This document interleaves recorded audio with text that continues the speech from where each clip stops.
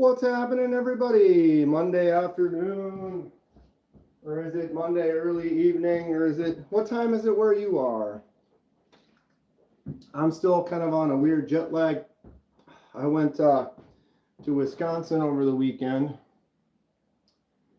and basically it was a 4-hour drive, or no, almost 5 hours, 4:45 to get there. Oop.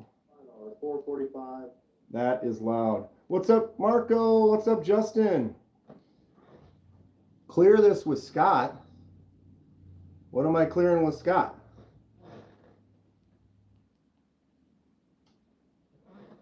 It's Monday. I go live around 4 o'clock every Monday. Who am I? Why? Is Scott live right now too? I didn't know. Yeah, I don't know, I picked a few times to start going live on a regular basis, and Mondays at 4 is about, I've been doing it for the last month or two. But yeah, he's usually at 3. Yeah, Justin's usually early too. Anyway, what's everybody up to? I got home, I was at Badger Knife Show over the weekend. It was super fun. I met up with Brian and laid off Pete and Iowa and Mrs. Iowa, and man, we had a good time. The show was a little crazy. What's up, Clint? Yeah, Justin, I wish you could have made it. It was a good time. They had a lot of custom knife makers. It was mostly custom. Most of the tables were like knife makers that did customs and stuff. Really cool, unique, one-of-a-kind items. Awesome knives. Really interesting looking stuff. There wasn't anything that spoke to me enough that was in the right price range. There were definitely things that spoke to me, but the ones that spoke to me could have been 700, 800, 900,000. Saw a couple that were over 2,000. There was one knife, I don't know if I got it on video, but it was like 10 grand. Woo! Could you imagine making the amount, be able to sit back and be like, you know, I'm just going to drop 10 G's on a knife. It's like that knife costs more than 800K. What cost 800K? That would be crazy expensive. Made it out of diamonds and unobtainium. Something like that. I can tell you what, though, I did get this. Look at this thing. Tell me this ain't ridiculous. This was kind of I couldn't find anything else, so I settled on this kind of a thing, where I saw it and I was like, okay, Brian had it and Laid Off Pete had it, and we kind of looked at it and we're like, okay, that's cool. Look at the thickness on this thing. 0.25. We've got a 1/4 inch thickness on the entire blade all the way to there. This thing weighs a ton. I don't know what it weighs. I don't have a human scale. Is that what you call it? Like a scale that I can stand on myself. The only scale I have is the small one I use for my unboxings. But I don't know. It maxes out at, I guess, a pound or whatever. I think it might be, I don't know. I haven't maxed it out, but this maxed it out. So this definitely weighs more than a pound. What's up, Henry? Look at the thickness on this hog. So this was my largest, my beast pickup from the Badger Knife Show. How many knives did I get? 1, 2, 3, 4. I got 5 knives total. There were a couple things that I really liked, but the prices, you know, $300, $400, $500 for a couple things that I thought were cool. There was one I really wanted that was around $300, but I just wasn't. I just bought my computer. I know I've been talking about the computer. The computer has been paid for. I have the receipt. It should be here, and then, you know, I don't know, within a week, within a few days. So once I get that computer, the other room that we can go look at in a little bit will be rocking and rolling. What's everyone think about this thing though? So this is made by iPack Survival USA. Didn't know much about them. How much was it per pound? Well, I ended up, he had it for 80 bucks. He gave it to me for 60. But I looked up this IPAC Survival, and they make quality like this. This isn't like your standard issue Pakistani cheap. I mean, it's not super expensive either, but this is made out of it's like hand forged D2 steel, and it is as thick as it gets. What did the talking knives say to you? And as the result of too much knife puppet theater. In the video I just posted, I was talking about this one here where it is not it is not a talker, because you either catch it like that, because I'm catching on the thing, but I can't get it. The detent is just strong enough. No talky talks with this bad boy. So this is my new Best Tech. This is my unboxing video today. This is the Best Tech Manta Day. Boom. Flips open, drops shut. If anything, the thumb studs, look at that. Look at how far the thumb studs stick out. I got to keep my, what's up, Bryant Redbeard? I got to keep my index finger out of the way on the flick out. But the action on this is great. It's like a pterodactyl or a raptor claw. It's like a locust, an insect, grasshopper. I don't know. 14C28N and micarta. Boom.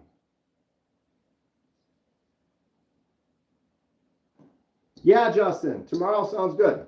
Looks like it's fun to sharpen. Oh, so I haven't sharpened it yet, but look at this.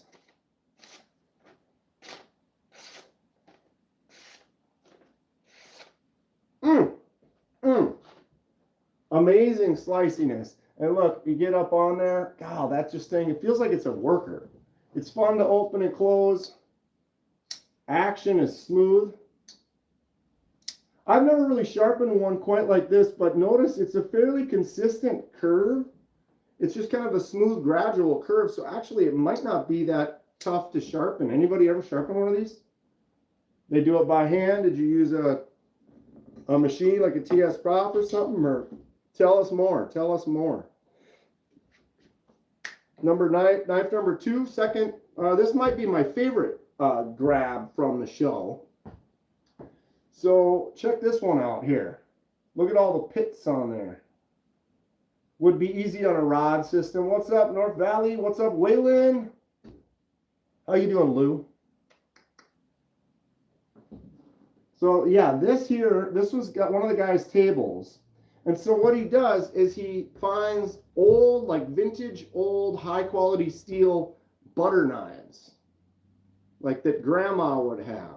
Not the newer ones, the older ones that are made out of a good high carbon steel, right? And so that's what this is. This is a butter knife.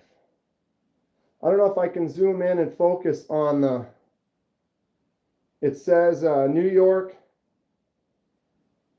It's just like a city.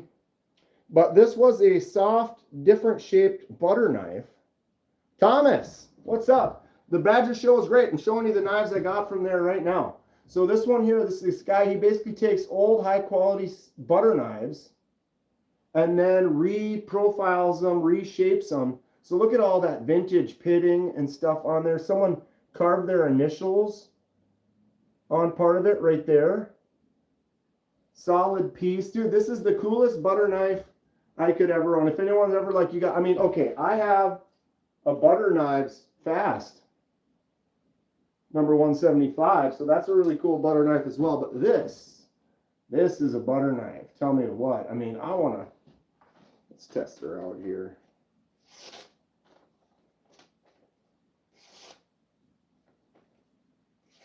Is that a butter knife cut? So it used to be shaped differently. He reshapes them, sharpens up, puts an edge on it, and then sells them. I got it for like 30 bucks or whatever. So yeah, it's cool. I think it's neat. What's up, Kenman? Well, that's me. What's going on, Cannon? So I was at Badger Knife Show over the weekend. I got 5 knives. I got this one, this huge. This is the IPAC Survival 0.25 inch thickness beast. I picked up this really cool reprofiled butter knife. I picked up this $5 thrower. Ooh. Stainless Taiwan, right? So we're going to take this outside or something and chuck this into some stuff. People have always asked me if I have any throwing knives. I'm going to get some better ones. But at the show, they had a lot of $5 bins, which is what we're about to get into. These first two I didn't get out of the $5 bin. But yeah, nice little thrower for $5. I got this for $5. What is this? It says on the side, fish knife. So it's got a nice half stop, open. You know me, I like to collect weird knives. So I've never seen one of these before. It's got an interesting kind of bowling alley wood line kind of, I don't know if that I can focus that. Come on, focus on there. It's got like this bowling lane kind of a look. It's got a nice half stop to it. So it says USA on the blade and then it says fish knife, but that's all it says. So it's got the nice blade on the front and then the scaler on the back. Kind of fun, $5. And then I got this kind of unknown slip joint for $5. But it's got your standard blade, nice feel to it. What does that say? Something stainless. German stainless. That might be like a Frost cutlery. It's got the bone handle. That's the main blade. Then you've got your spay blade. Look at that mirror polish on there. Dang. And then this blade. This is the reason I actually bought this. It's not a bad slip joint. They're not totally solid, but I mean for $5, it's $5.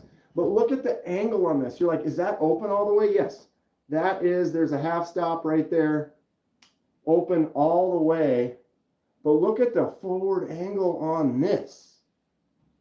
I mean, can you see that? It's crazy how much of a forward angle, but look at that. I get my index finger on there. You get in there to do some work because you're already pushing forward on it, but you're not pushing forward on it like it's about to close on you, like a slip joint. Like if I had a soft, hold on,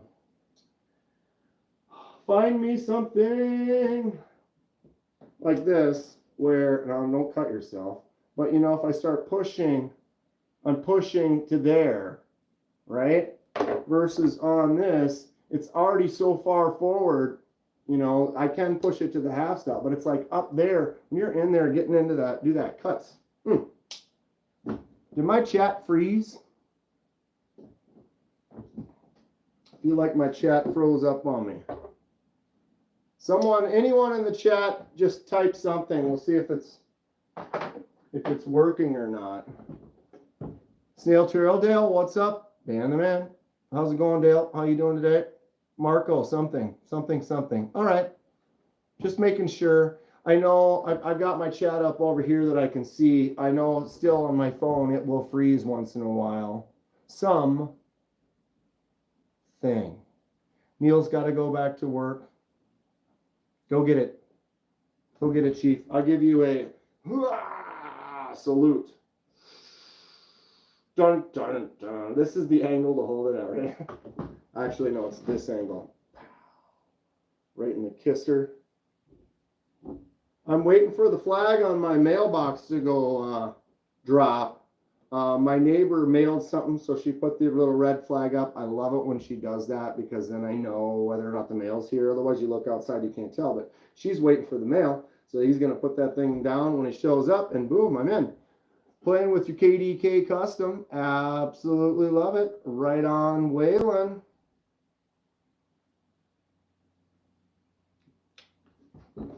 I'm glad.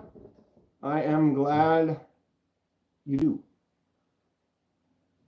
Almost chatting with you. Or wait, what? What'd I do? I'm lost. What's going on, William? Okay, so yeah, 5 knives from the show. Which one's your favorite? Number 1, the $5 throwing knife that we're going to throw into something. Number 2, the unknown USA fish knife. Doesn't say China anywhere, it just says USA, but I don't know. All right, we have the 3-blade unknown slip joint. Babushka. Let's all not type anything in chat for a minute to mess with KDK again. So that's 1, 2, 3, 4 would be the newly reprofiled and sharpened vintage butter knife.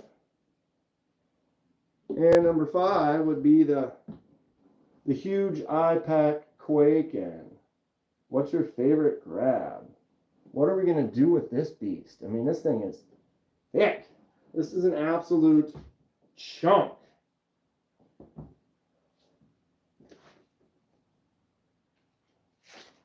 Of course not. I've got this is a weak piece of paper. I need to get a freshie. Do I have a freshie somewhere? All my pieces of paper, all my pieces of paper. It gets to about there. Yeah. Not terrible. Not completely terrible. Snail Trail Dale says the butter knife. Damn it, Dale. Isn't this cool with the little spades? The little, I don't know what they're made out of. You know, who knows? This thing is old. It's got that cool New York stamp on it. Walden, New York. And now it could be a user. I might cut my steaks with this. I might spread peanut butter. This should be my new main kitchen user. Look at that thing. What's up, Fred? Check out my vintage reprofiled butter knife. It was a butter knife, and now she's nice and sharp. What was the name of the show I went to? It was called Badger Knife Show in Painesville. Is that right? Painesville, Wisconsin. It's the Badger Knife Club. They do their annual show. Are they spades or are they plugs? That one's a spade, but that one's a plug. Yeah. Can I see a Kershaw?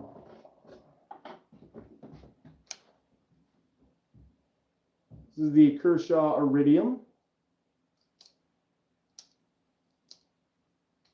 Whoops.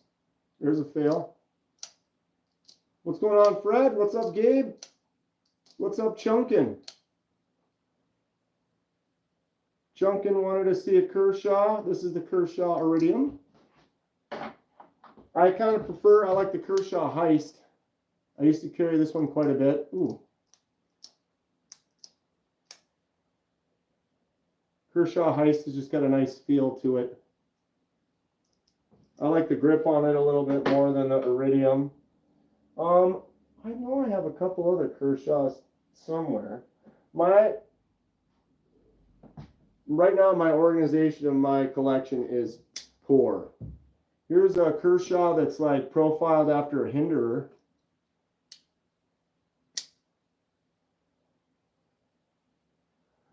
The guy that got a ring from you in Wisconsin got a bunch of my Carter from a show there this weekend, sending it to you. What a super nice guy. Well, it was definitely the Badger show. I mean, the chances of there being 2 shows in Wisconsin, it was a huge show. There's 175 tables. I would guarantee he was there. Just traded 15 production knives for 2 customs. Wow. So that the person you got the 2 customs from, did you get it from one person and you gave them 15 knives for the 2, or you had to work a few things to get it to sell them? And interesting. OTFs, says Chunkin. I don't have very many OTFs, and where are they? I have my newer one I got at Texas. It's over there. This is a Boker. This is the Boker Mini USB because it kind of looks like a mini USB stick and it's small enough to...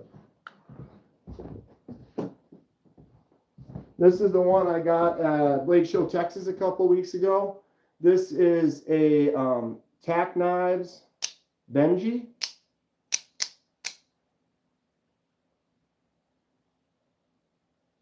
Super fun one. I like that inlay on there. Boom. Whoosh. They got 15 productions. You got 2 of their customs. Straight trade between you and one other. Very cool. Very cool. That's fun. Show me, send me some pics, Fred. I'd like to see them. They must be pretty sweet if it's 2 for 15. What's up, Grateful? How are you? Just got one at Trader's World. Right on, bud. My choices are slightly more limited now. Fred, well, hey, I'm glad you were able to get some stuff that you want, though. I mean, to me, that's way more important. I'm excited for you. That's awesome. It was fun meeting up with everyone out over the weekend. It was really cool to watch. Like, laid off, Pete got his, I think he said it was his first custom. I'm pretty sure that's what he said. But it was his first custom. I can't remember how much it was, but it was like a nice fixed blade, kind of a custom, one of a kind, really nice feel, gorgeous looking wood on it. I could tell he was happy with it. And then Iowa AK got a really cool, I can't remember what it was called, but he went and contacted the maker. It was like 300 some, and found out that it was kind of a limited scales. The scales that he had on it were very minimally made or whatever, minimally made. So he got a really kind of a limited edition one. He's sending it for free. 4 2-foot pieces. Will not take money for it. I'm in shock. Snail Trail Dale, that's welcome to the knife community. It's amazing. I love everybody in it. You know, there's just some people sometimes. What was it? Somebody sent. Who do they send? I'm forgetting the analogies. Heck, I even got some stuff sent to me for setting up to do. Jimmy Crow sent me a couple pieces of wood to do on the CNC, like when I got the CNC, and yeah, it's such a great community. That's really cool that he liked the rings that you're making and just sent you a bunch of material. So now you've got tons of stuff you'll be able to make. You should almost try. I can't remember the name of that material, but they were selling it at the show, and it's kind of this rubberized material. Maybe try making a ring out of that. That might be cool.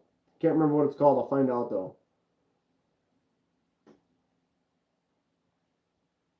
I got to meet one of your fellow viewers that are on right now in person yesterday. It was a pleasure to meet fellow knife nerds. Who'd you get to that are on right now? What do you mean on right now? Who'd you get to meet?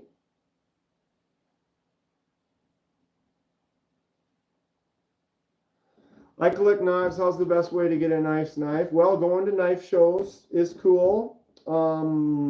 Internet research can help. Word of mouth, starting to talk on forums, starting to talk on lives and stuff, and people can recommend, like, oh, hey, I just ordered this really cool custom from so-and-so. I got a lot of cards when I went to the knife show, so like you can go to my channel and watch my live from yesterday. It's basically, it's titled Badger Knife Show. And I walked around, and when I got to a table, I would pick up their card. I know I'm backwards right now. I wasn't backwards on the other live. But I would pick up their card and hold it up like this and say, I am now at this table here. And then we would kind of look at some of the knives. So then you'd be like, wow, that custom that guy has is cool. Then you can pause and back up a little bit, find their information, go to their website and be like, dude, I saw a custom of yours at a Badger show live. And, you know, that could be a way. There's a lot of custom makers out there. I mean, these are just the ones that I grabbed that stuck out to me. I mean, there was like easily 100 different makers there. It was really cool. Making friends with Fred the Lug is the best way, I'm sure. Ha! Yeah, no doubt. So, Fred, who did you meet?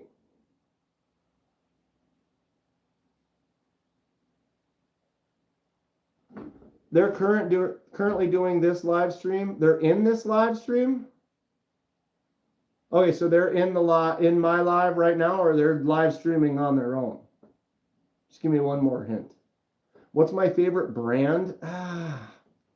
Most they're viewing, so they're in here right now. Right on, Fred. I'm glad I got to meet up with Iowa and Mrs. Iowa and Brian Kerr and Laid Off Pete and this guy named Dominic who makes his own knives, and he doesn't sell them. He's never sold them. He's made like 3 of them, but he makes his own custom Wharncliffe folders that had incredible action to them.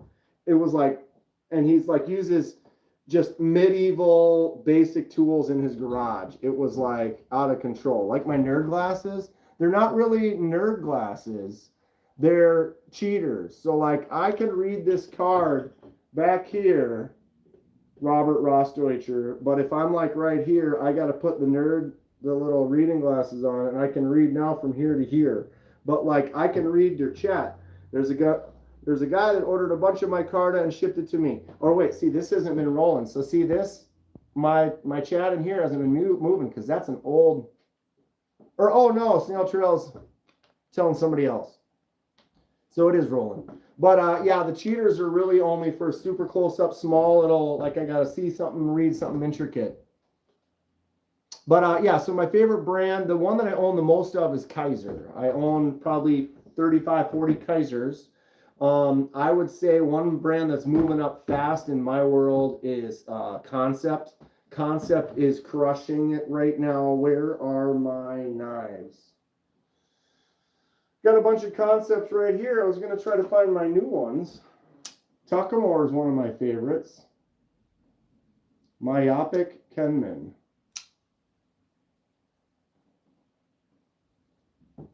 So awesome. But anyways, dude, Snail Trail makes some really cool rings. I'm going to be getting one pretty soon. Yeah. Concept is killing it right now, though. They have really... Can I see one Kaiser? This is my favorite Kaiser right here. The Kaiser Mini Towser K. 154 cm. Fried titanium. Tons of jimps. Solid feel. Larger knife. Big choke up. One of their main sellers is the Drop Bear. Kaiser Drop Bear. Just great action. Another one that has a ton of jimps. Really good user. 154 in micarta on that one there. I love Towser Ks. Here's a micarta Towser K. Look at the drop on that. Boom. Down to your thumb and oosh. Just great action.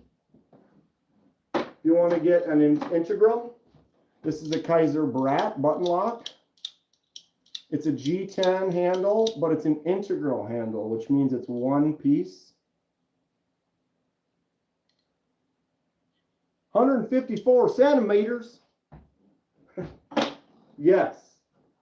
Really good Kaiser is the Veratus.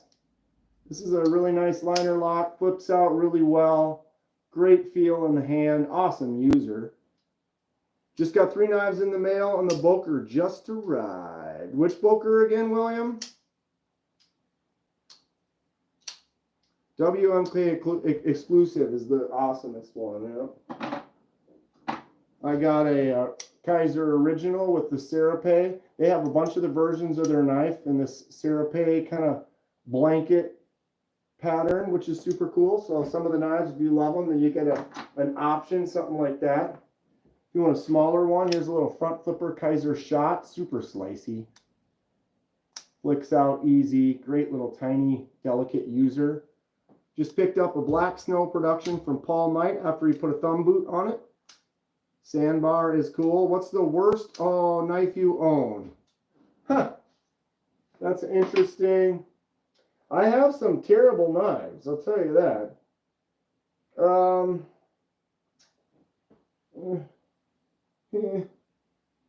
I mean, I can go to this. This right here. This little bin.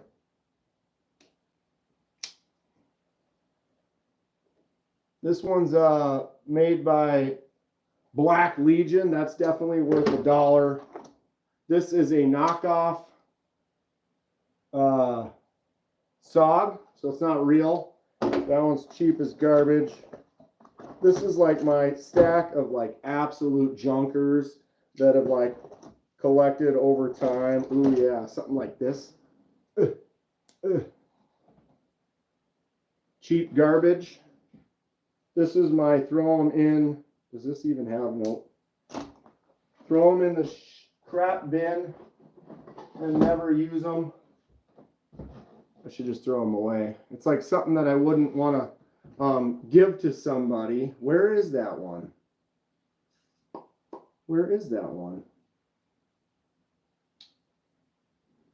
My Kaiser with my tweezers that was graciously. Where the hell? Man, I got stuff. I got stuff everywhere right now.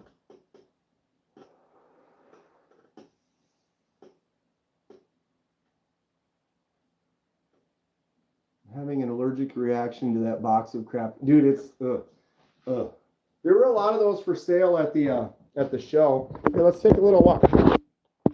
So right now we got this shelf is right here. You never even see this bottom one. Right? Look at that Kubaton in the corner. Ugh. Right, so what we got to do is we're going to be moving because here's my table. Ow, we're going to back up. I usually live stream from this angle here so you can kind of see that background right there. We're about to see some crazy wild here. Okay, we're going to go around, look at this mess of a table. So I got my lights hooked up to the ceiling up there so I can bump the table, and all my cameras and stuff are right here so they don't move. And then I have project table, stuff everywhere, knives all over the place, knives down there. All right, and I moved that stuff. I got some plants over here. Got my old computer set up, TV. And then this is the new room. You like the mobile shots? So this is the new room. This was my spare bedroom. I'm getting kind of an echo in here. Look, I got all types of knives in here. Oh, that's where that went. Here's a couple more Kaisers. Here's a Militaw. Let's do this. Better lighting. Knives in every room, Alex. You know it. So this is going to be, I ordered a new computer. So this is the table where my new computer is going to be set up. Got some swords on the floor. I mean, why wouldn't you? Why wouldn't you? I got some KDK stickers. So this will be where my new computer will be. And then what will end up happening is we're going to turn around and the live stream will be facing this way right here, right? So what do you think of the yellow walls? I probably need to paint those. So look at how sunny it's nice out today. So this back wall, I'm going to make 2 more shelves, like that shelf that's probably way out of focus. I wonder if I can focus that. Nope. But I'm going to build like at least 2 of those. So right now from here over to this thing, I probably will move this. This is cool. It's a nice little case. I could put some knives in it or something. But I think, what mustard? What's the white bubble on top of the hole?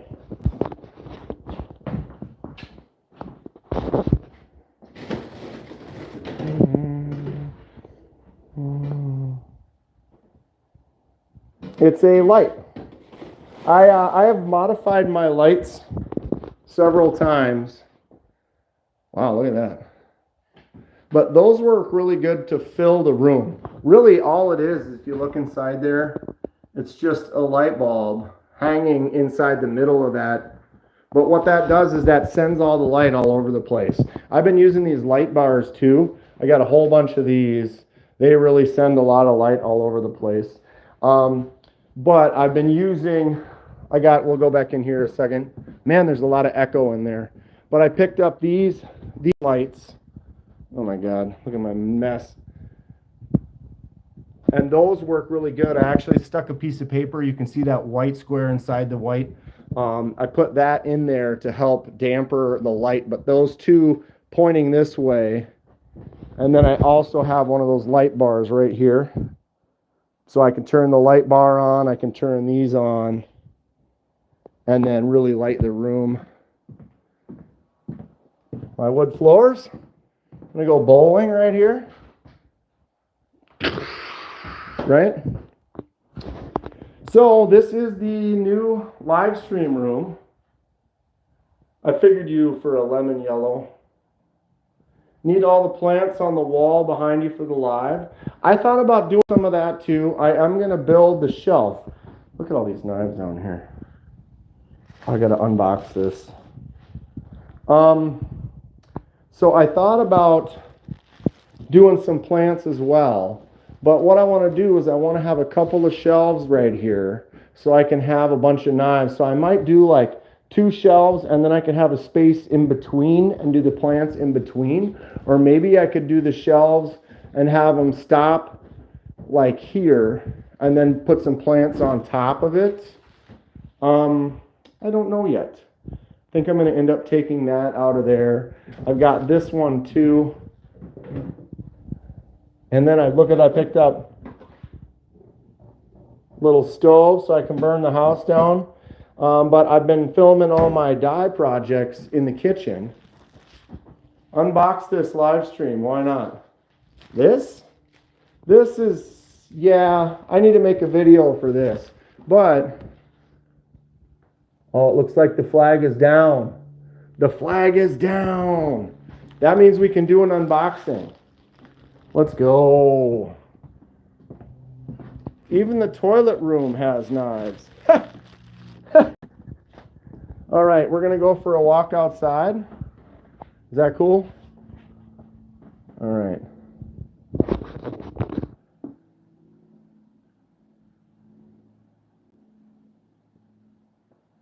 Okay.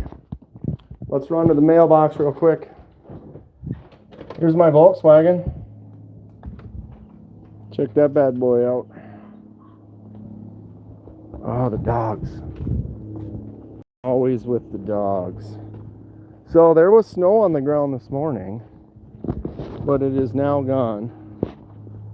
I have a washer and dryer. They're down in the basement.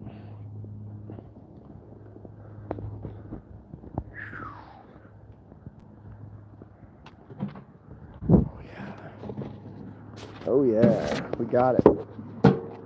We got it. We got it, folks. Lovely day. Oh, losing my glasses. I'm in Minnesota, and there was a ton of snow on the ground this morning. Well, not a ton. Here's my 1990 Volkswagen. It needs some work. Don't know if you'd refer to that as a bad boy. What are you talking about, Willis? Dude, that's a 1990. That means it's old. And not only is it old, it's a California car, so there's little to no rust on it. There's rust in a couple little spots. Oh, I need to put my thing back up here. There is minimal rust in a few spots, but the chassis, the body, it's very clean. So I want to clean it all up. I want to gut swap it. I'm going to basically dump everything out of it. My mailbox is on the opposite side of the street. All the mail on my street is all on one side, all the way down. I don't know, is that a regular thing or not? I thought that was kind of a regular thing. Comment below. Where you live, is your mail all on one side of the street?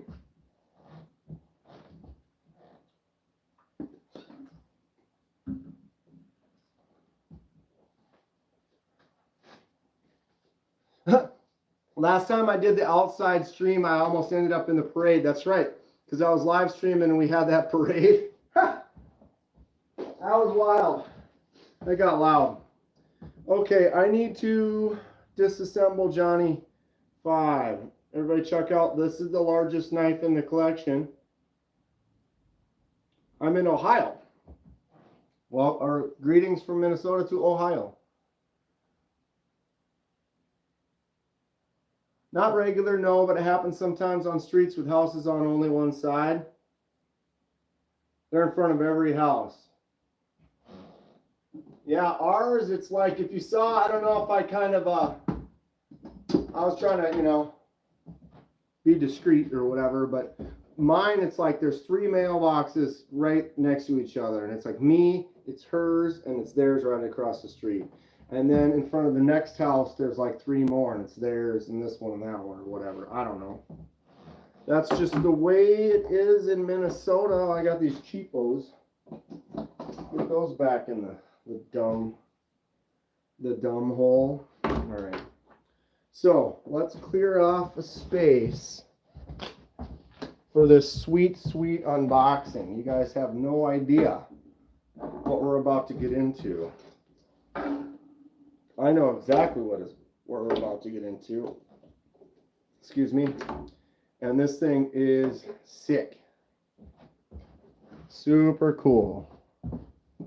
All right, all right.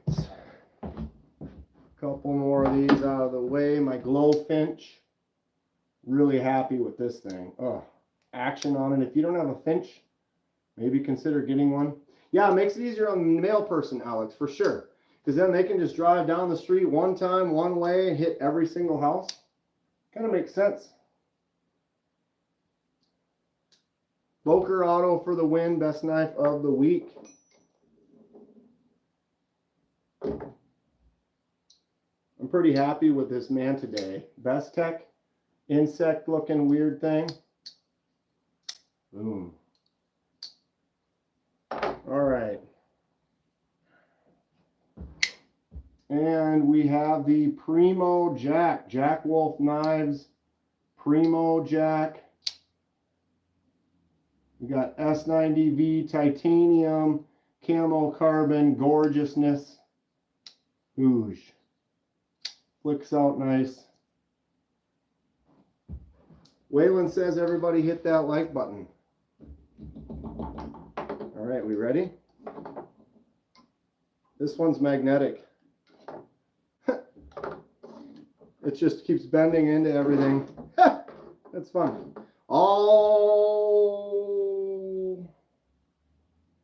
Oh yeah. It's true. Losing my mind.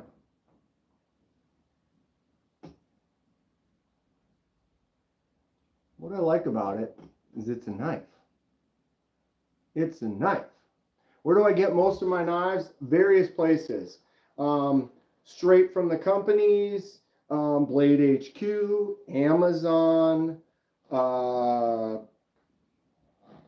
It varies. This one's a pass-around box, so I don't get to actually keep this one, but I get to check it out, share it with all of you, enjoy it for a while, pass it on to the next one. We ready? 22 people in here? Oh, I might have to wait till we get 30 in here. Blade HQ brings back, man. I used to buy almost everything on Blade HQ because they have the deals where once you get, like, you spend like 100, you get a couple bucks credit, you know, and so like you build up your credits and all of a sudden you get like a $10 coupon and then you go buy something, you get to use that $10 off and whatever. I was like ultra platinum rated, whatever, bought them all. 26. Can we get it to 30? 30 people. And we'll unbox this. I'll give you a hint on what's inside.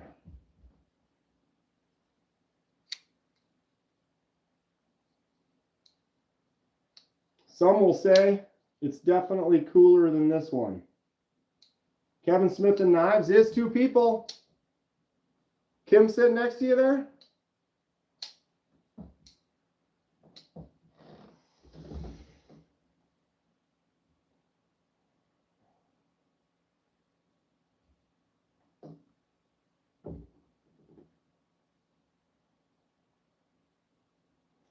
Well, now I have a front flipper. The Fintiso Rook.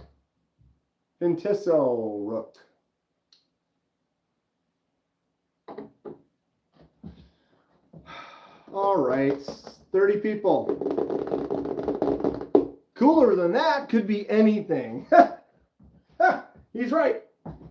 All right, Kenman here. Today we have a very special unboxing from a pass-around group. I'm going to have to film the video later, but I can unbox it now and still do an unboxing for that. So it's not a full inception, but here we are. Let's unbox this bad boy right now.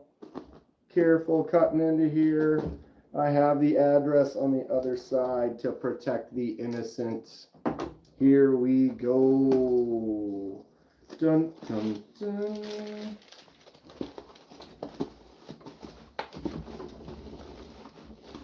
And, ooh, whoops. All right, got it all. Put that box on the floor. We have it, ladies and gentlemen. The second Jack Wolf Knives unboxing on the channel. You get the full experience. The only thing I hate about CKW is the $100 free shipping threshold. Yeah, there's a lot of companies that are like that. They want you to spend $100, and every time you go to buy something, you're like, oh, I found this, and it's like, oh, it's $85 or whatever. You're like, I don't want to buy another knife, or, you know, you do want to buy another knife, but you know what I mean? You're like, now I got to try to find something else. Then you find something else, and then you're like, oh, well, now I'm this far away from, if I spend this much more, they actually give you this free wallet or some little flashlight. So it's like, then you're like, well, now I'm trying to find 3 knives. It's like they just keep throwing you in this spiral where they're trying to get you to spend more. And it's like, man. All right, here we are. Jack Wolf Knives, modern interpretation, timeless design, Jack Wolf. Here it is. Here's where I'm going to get out my glasses. What's up, Franold? Diamondback Jack, titanium crystallized. For those of you who have a hand on the pulse, you probably know what this one looks like. Haven't been on your street in a while. You just were. Here we are. Got a Jack Wolf for a pass around. We're about to open up and check out. Who's excited? I am. I can guarantee you right now. This thing looks cool. Boom. Jack Wolf. Sorry, it's backwards. YouTube won't let me swap it. We have a Diamondback Jack. Usually spend around $60 per order, and it's $8 to $10 for shipping. So it ends up working out. They all come with the POG. You got your Diamondback Jack POG. There is the knife. Nice little case. And then you have a little tab. You can take that little tab right there if you don't want the pocket clip, like on this one here. You can swap the pocket clip out so that it's just a tab, so that if you want to put it in a slip or something like that. All right, there is that. Bing, bing, bing. Here is the knife. Are we ready to see this? Once you see this, you can't unsee it. This thing is legit. Has anyone ever seen crystallized titanium before? In my excitement, I tried to do a cartwheel, and I pulled my groin muscle. Suffer from a groin injury. Good groin injury. Anybody know what that's from? Crystallized titanium. So what they do is they heat up the titanium to a certain temperature, and it changes and brings out the crystalline structure of said titanium. And then they anodized it to then even bring it out even further. And what you end up getting is this.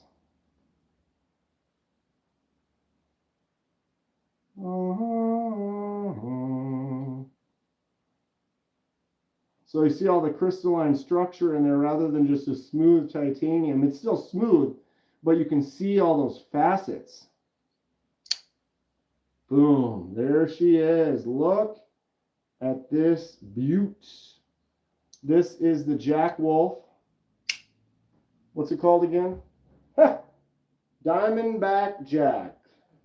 New release Diamondback Jack with the crystallized titanium S90V on the blade with a really cool Warncliffe. Oh yeah, look at that. That thing really gets out there for doing some cuts. This thing's a beast. Here's my Primo Jack.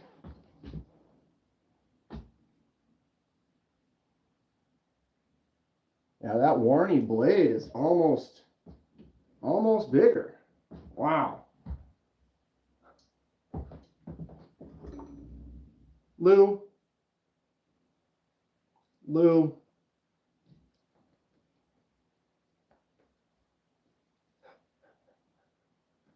Ted Danson tries to rap.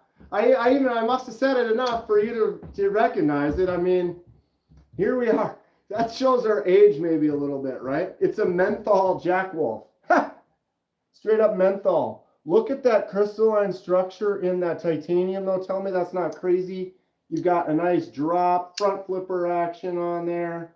Boom, you can fuller flick it out. Crazy Warncliffe blade. Look at how long that is. What's up, Mick? How you doing? Gabe, they should do a crystallized titanium on the back of an Ultim one. Ooh. That's interesting. That could be a cool combo. Tell me this isn't cool. So what's really awesome about this pass around that I'm in, it's a 4-person pass around group. And Titanium Justin's actually the one who talked to Ben from Jack Wolf and kind of got it started. Thank you again to Justin for including me on said group. I appreciate it. But what happens is after we finish the pass around, we get to keep them. He was like, oh, I want you each to have one. It was like, what? Thank you, Ben. And so we're kind of figuring out how to divvy them up. And BEDC, you guys all know Brian. He saw this one and was like, I love that one. I love that one so much. It's so great. I mean, because it is. Look at it. But he was like, yep, I want this one. Yeah, so once you do the crystallization on the titanium, it's still going to be a titanium color like that, but it has that crystalline structure to it. Then you can anodize it whatever color you want. So we were going to basically do giveaway like a drawing. So at the end of each knife, we were going to then say, okay, so we just passed around this one. One of the 4 of us is going to get it. Let's put our names in a hat, do a drawing, and then figure it out. And this is the one that was up. And BEDC was like, dude, I've got my heart set on trying to win this one.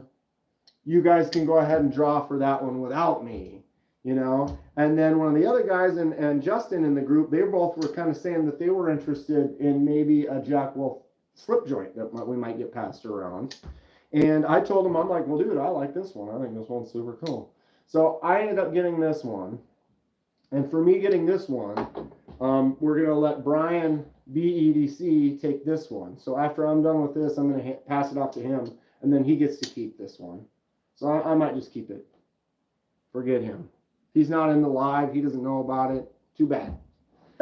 So he's going to get that one. And then Justin, and they're going to hold out for the next ones that get passed around. Hopefully they'll get a really cool slip joint. I can't imagine anything that Ben sends us to look at won't be incredible. I'm happy to be able to enjoy any of them, to be honest. But yeah, front flipper works great. Let's try a crossover. Very easy. Oh yeah, that's awesome. Flicks out. Whoops, I missed that. Flicks out really simple. Got that bolster lock with just that tiny little spot. So as a lefty or a righty, isn't that awesome of Ben? So cool. I mean, I wasn't expecting. I found out Justin was like, yeah, I got this Jack Wolf passed around. If you're interested, I'm going to put you in it with us. And I was like, huh, awesome. Thank you. And to come to find out, it's like, oh yeah, we all get to keep one. I was like, shut up. Let him live in ignorance. Right? Dude, this thing is great. Angle on that blade, boom. That just a little forward, little push, little draw, little. That feels like it's just a absolute tear. Whoops, this piece of paper. I'm trying to get rid of this crap.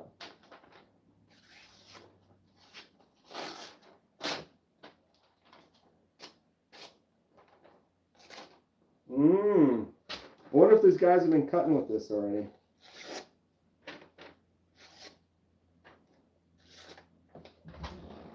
Not bad. Feel like it needs a strop.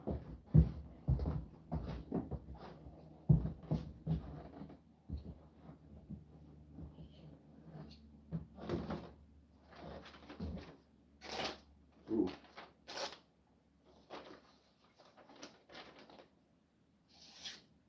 Yeah, it's slicey. Need to give it just a little bit. I think it's been around to a couple of the guys. Yeah.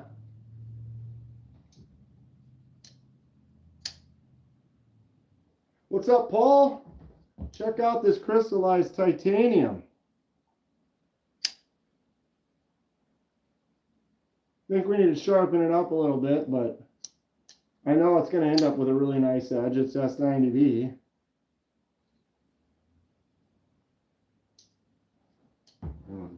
Dude, I got 2 Jack Wolves in the house.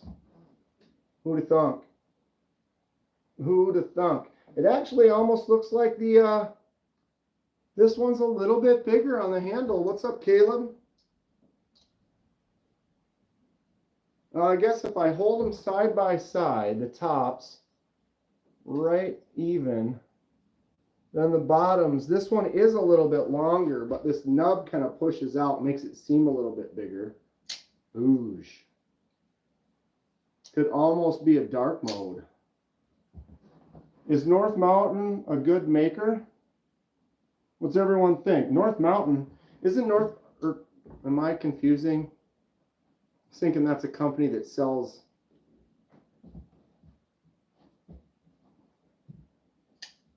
They all say Mountain. Smoky Mountain Knife Works, White Mountain Knives. North Mountain. Anyone know anything about North Mountain? Caleb just got a chop 2 today. Did you get the chop 2 with the, what's it called? The flipper tab that disappears? Or did you get the chop 2, the just standard chop 2? I think that they do sell that one with the new, can't remember what it's called. The flipper tab that disappears. Who knows what that's called? North Valley seems opposed to North Mountain. Right? Oh, yeah, that's what they're called. That's why I'm confused. North Mountain Knives. They got the chop 2. They've got those nice SLD Magic Sandmine blades. But they do have some versions now where it's a flipper tab. You know, so you see the flipper tab on there, but then when you flip it, it disappears. It flattens out inside the handle so that it's no longer, it's not really right there as like a finger guard. Once it's flipped out, it kind of collapses into the handle. Haven't opened it yet. Gonna open it live tomorrow. Right on, Caleb. You're gonna wait until tomorrow to open it live? That's crazy. Although I've been there. I've had some where it's like, I can't get to it today. And since you can't get to it that day, you're like, I guess I'll open it tomorrow. Crystallize, Schmitzelize. Keep the JW with the lock. They both have a lock. They both have a lock. This one has a small, tiny little bolster lock. Boom. Right there. And then this one has a slightly larger bolster lock. Bolster. So they both have a lock on them. But I like this one. To me, this has more of the classic slip joint Jack Wolf style with the clip point blade. I think this looks cool. It's clean. I like the gold titanium on the back and that fat carbon or whatever with the gold in it. I think this thing is cool. I dig it. I'm happy to have that. I think the knife you're thinking about is the new Kaken. What? Keep the crystallized one then. This one, that's just, it doesn't have the same kind of, I mean, this is a cool knife. But I don't know, it was like, I'm friends with all those guys, and after talking to them, and I just knew that, you know, Brian was like super excited about it. He's like, dude, I love that knife. It's just so cool. And I'm like, yeah, it is, you know, and like, it's great. Did you see it? You know, we're just talking about it and stuff because Justin had it and we saw the pictures.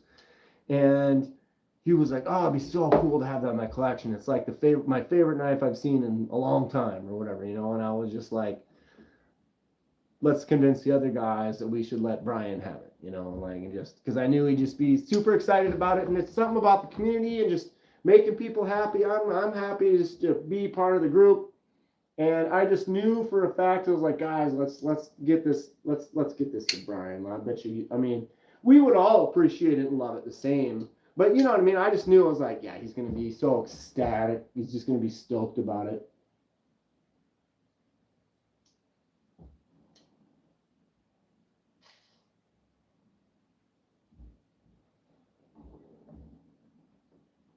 It's the one with the flipper that disappears. Yeah. The Kaken. That's what it's called. The North Mountain Quaken. But they have multiple versions. One of them has a flipper tab on it and doesn't disappear. And then they have a version. I can't remember what they call it. There's a specific name for it. But they have both versions. It's cool. I'd like to get one. I kind of reached out to them and yeah. Open it now and then spend the rest of the night practicing your surprise face for the video stream. See, I kind of did a cheat. Like, I just unboxed this Jack Wolf, and I'm going to unbox it again and videotape it. But what I'm going to do is I'm just going to put it back in this box here, and then I can just start off with this box and the tube and do the unboxing, and it doesn't have to be, you know, so it's like, then I can kind of share it here on the live. Boom. And then I can also still film the full unboxing a little bit later. So it should be fine. Not worried about it. Dude, what do you guys think of this? Tell me this is not 0.25. That's a 1/4 inch thick, y'all. Lasso kit is sharpening as he lurks. Got 2 little knives. One's titanium. Other's all black. Oosh. Look at how thick this thing is.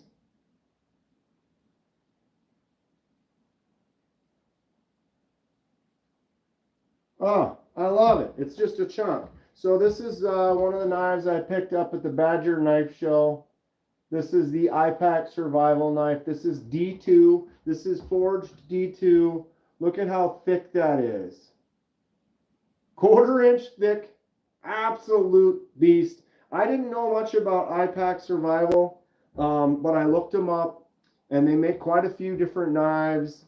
And this is the D2, you know, beast. This is something I could probably hammer the hell out of it. Why? Why not? Why not, bro? Right? It's just great. I mean, come on. How could you not? How could I not buy that, dude? It was like, yep. That one's a win. Then I got this butter knife, for those of you just joining recently. This is a butter knife. So this is like an old high-quality carbon steel butter knife from at least, 40, 50 years ago or whatever. That's a win. Thanks, Caleb. So what this guy does is he finds these high-quality older butter knives, regardless of their condition. Look at the pits and the marks and stuff on there. But it says right on the blade there, New York, Walden, New York. So this was a slightly different profiled, non-sharp butter knife. And then the guy takes these old cool butter knives and then changes the profile. He cut this clip on the end and then sharpened it up. Now it's a sharp, that's a butter knife. Tell me that's not rad. I love it. I love it. The little spades, little insert spades on there that go into the middle part of the butt and the fuller. I just thought it was great. And then the fact that it's got that old school company stamp on it, New York Finch or whatever it is. Cool stuff. That D2 beast is going to need a lot of mad wax. You can thank me later. Insane Yako. Mad wax. What's up with the mad wax? Is that like one of those waxes they had some at the show where it's like it's a food safe oil that you can basically oil your knives with, but then if you're also cutting up food or something, It's food safe, so it's not like you're eating gross oily things.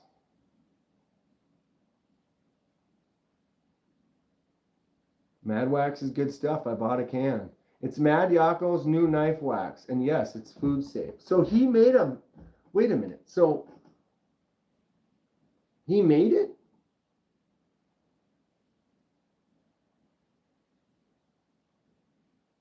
So I'm interested. He found it's like the guys that make soap, basically, but he found some way to make this food safe Mad Wax, 25 bucks a can. Wow. I was not aware. I've been living under a rock, I guess. But it's good stuff. I'm going to have to check it out. I'm going to have to check it out. So the rest of the knives, I got these two were the knives I got at the Badger show, which were kind of like the cool collection editions. You know, this one clearly just because, you know, I like my beefy weird stuff. I thought it would be fun. And then this one is like, this is the coolest butter knife I've ever seen. And it just feels great in the hand. I almost want to just turn that into my daily user knife for the kitchen. Apparently it has linseed oil, so it's good for wood as well. Wow. He lowered the price. So it's lower than 25 a can now.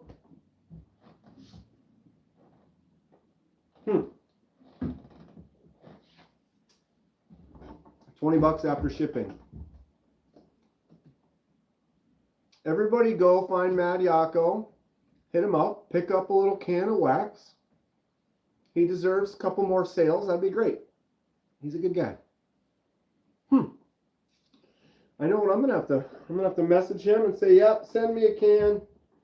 I'll send you a custom something, or I'll do something for him. 20 bucks is fair. Yeah, let's all hit him up. He'll be like, what just happened? Do you have a Kaiser Momo? I almost want to know if that's like a joke. Of course, I don't have any in front of me either. No, I don't. You're a Momo. We got a collab Hank coming out. Oh, Justin. I bought a bunch of Hanks from him. I'll get one of the Hanks, and I'll get my Kaiser Momos for egg. They're all in the other room. Or we could go in the other room. Let's travel. Let's travel, my friends.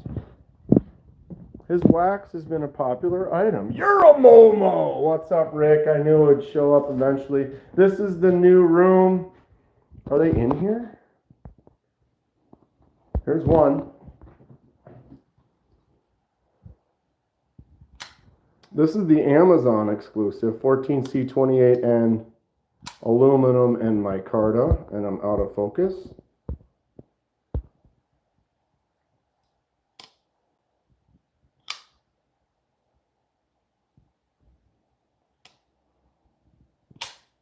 Petrified Fish Crash just came in.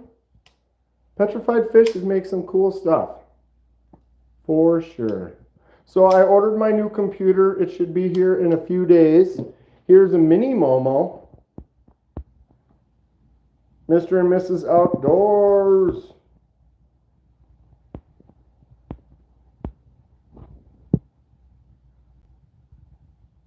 Oh my God. What is my problem today? Boom. Sun. There, that's the angle. I'm doing good. It's been a good day. Another Monday. I was at the Badger Knife Show over the weekend. Got a good night's sleep last night. Nice day at work. I have a few Mad Yako Hanks as well. Here's a Mad Yako Hank. Nice red. Look at the stitching on the back. He's got some high quality patterns of stitches that he can do. Move this over here. This is one that's going out to someone from a giveaway. I got some t-shirts. I got a couple of t-shirts. Where are the rest of my Yako Hanks? I thought they were in here. I'm losing my mind. They are not in here. Where's my other Momo? You are a Momo.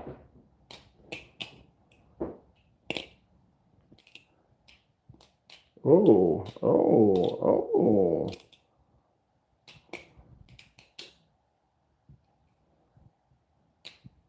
That was a Kenman t-shirt. I only have one more. That's no Momo. I got my scales for my Demko. Got some titanium scales. I'm going to be anodizing those before I put them on. And I got the titanium back spacer as well. What's up, Laid Off Pete? My man, we had a great time at the show. They had these at the show, except for they were the plastic comb. This is the 440 stainless comb. Do a video on the scales. Worried to open mine with the pins. I will. I'm going to be doing a full video. I already did an unboxing of the scales. The next one will be taking apart the Demko, anodizing everything, and then putting it all back together. So I will have a video for that probably within a week. I'm going to try to get those in and just get them anodized quick. Kind of jumped the line from some other jobs, but it's because there's no kind of combo with it. I can just do that quick, call it a day. I took the black. The blade was the same color as the clip, so I bead blasted it at work. But now you can see through the handle, and you can see the blade inside there. See how it's see-through now, and when you close it, you can see that blade drop in there. When it was black, you couldn't see that. It was all black on black. Plus, it just gave it this really cool satiny kind of finish that I'm quite happy with. Stacks of knives in here. I'm missing a Momo. Where is it? Oh, I know where it is. I brought it to the show. So it's in here.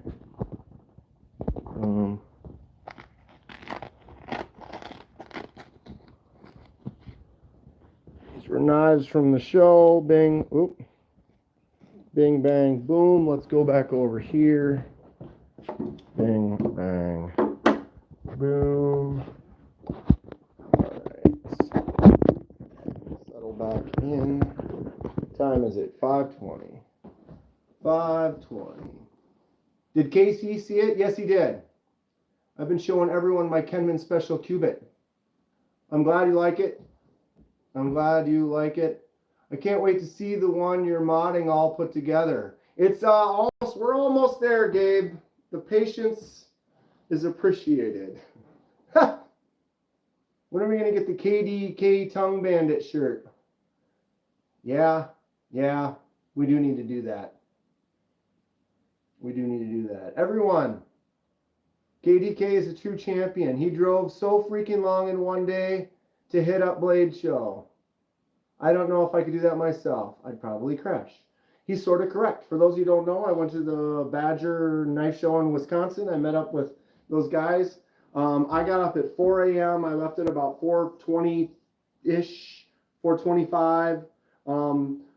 That's a complete random number. I didn't leave at 4:20 for any specific reason. I had to drive. Fall back asleep. It's dark. So I got up at 4. I left about 20-25 minutes after that. I got everything packed up and took off. I got to the knife show at about 9:20 in the morning. So it was 4 hours and 45-minute drive. I met up with everyone. We hung out at the show until about 5 o'clock when it closed. Sat in the parking lot and talked to Laid Off Pete until about, I don't know, 5:45 or so. And then I drove home. I got home at about 10:45 p.m. So I left at 4 or something in the morning, got home at 10 p.m. something, and drove like 10 hours that day. No one on earth can say you don't have stamina. My heart had liquid steel running through it. It went fine. It was fine. I mean, I drove 14 hours when I came back from Texas. That was a 14-hour, 45-minute drive straight. Here's my other Momo. This is my favorite Momo. This has the laser customization that I did to it. My buddy Dave gave this to me as a gift on a fishing trip. And I took one of the lakes that we went fishing on and did this topography laser mark to it. And we were actually fishing off of this spot right around there. That was kind of where we were set up for one of the days. But yeah, Vanderflip's in here. Lou says, hope you feel better, Vanderflip. I didn't know he was in here. What's up, Greg?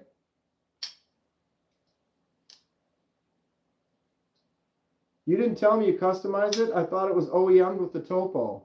No, that was me. I had to redraw that. So I found the lake that we were on. I found a topography map, and I had to lay that into Photoshop and trace the lines over it, redraw it so it would translate into CAD. But tell me that didn't turn out great.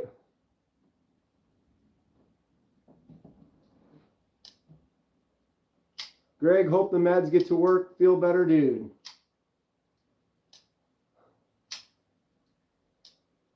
Heart attack? Just guessing, but I don't think the guy actually cared about seeing a Momo. Who was the one I showed him, or which guy? The guy who just asked?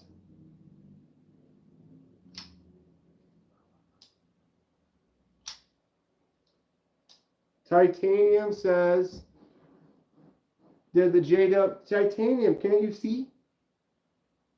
Are you not looking at the screen at all, Justin? I mean, I'm not trying to make fun, Justin, here, bud, but Justin's like, did the Jack Wolf knives show up?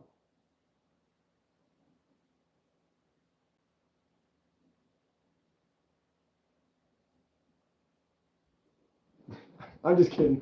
I'm just kidding, bud. Yes, it did. It's awesome. I love it. It is fantastic. Action is great. Feels great. That beast of a blade. Wow, that thing is awesome. I mean, look at these two next to each other. How glorious is that? It's not often you get to hold two. Oh, come on. And I failed. There it is. Two front flip Jack Wolfs. My S90 Bowie arrived.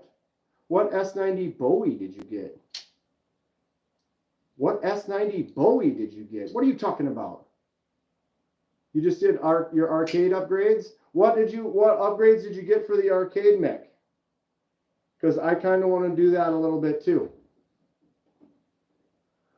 Justin makes up for his slowness with charm and pizzazz. And sprinkles.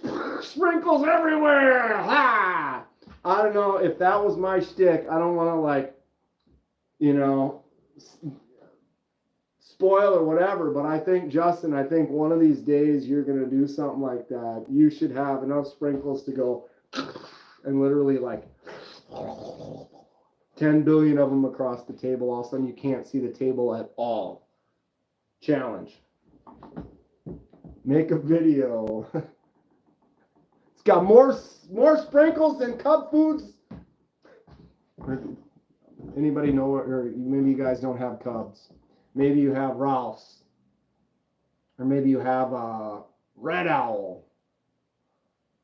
I want a Sprinkles Hank. Yeah, you should probably make a Sprinkles Hank. You already have a video where you dump a million sprinkles everywhere? I assumed it just makes sense. Diabetes with sprinkles. Should I be using a stone to sharpen, or is there a better alternative? It depends on what you can afford, what you can do. If you want to, like, just get a nice sharpener that's not too expensive, that works great, where is mine? Son of a biscuit. It should be right here.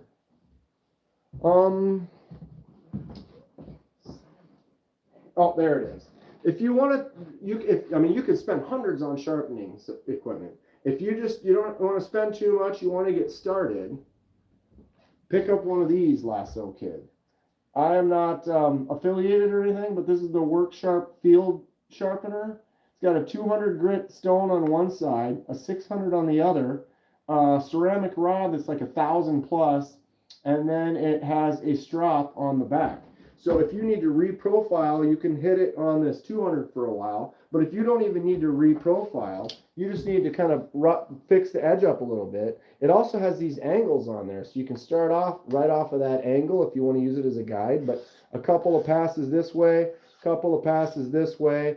Do it a few times on the ceramic rod, and then a couple reverse passes on the strop.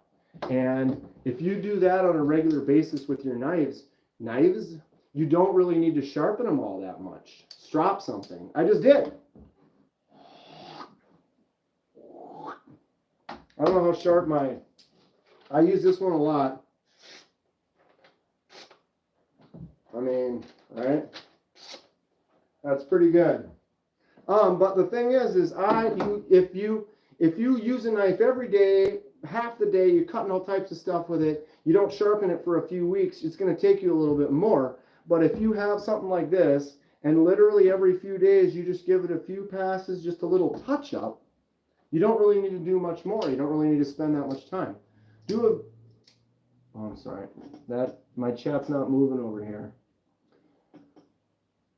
Gonna need to get me one of those. I'm looking to learn free hand sharpening. These are a good way to kind of start too, because it does give you those angle guides that just feel great, because you can just kind of set it on there like that, and it feels like you're like, oh, well, that's easy to kind of keep that angle.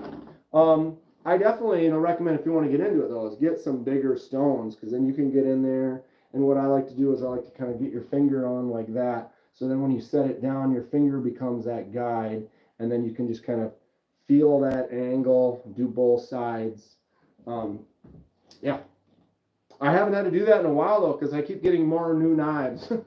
And then I generally, regularly will just give them little touch-ups and little strops and stuff.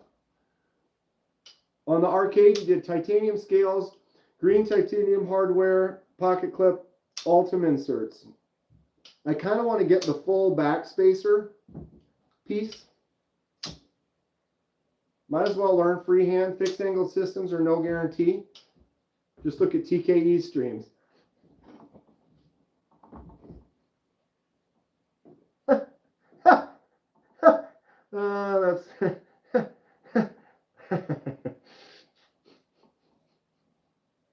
That's the last time I'm typing that. Like I remember anything. The angle guides help hold that angle for beginners. Yeah, for sure. And the full back spacer. I tried not to say anything after you typed it again.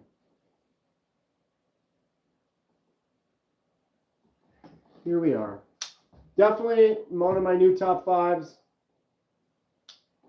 Goblin XL from Concept. S35 VN.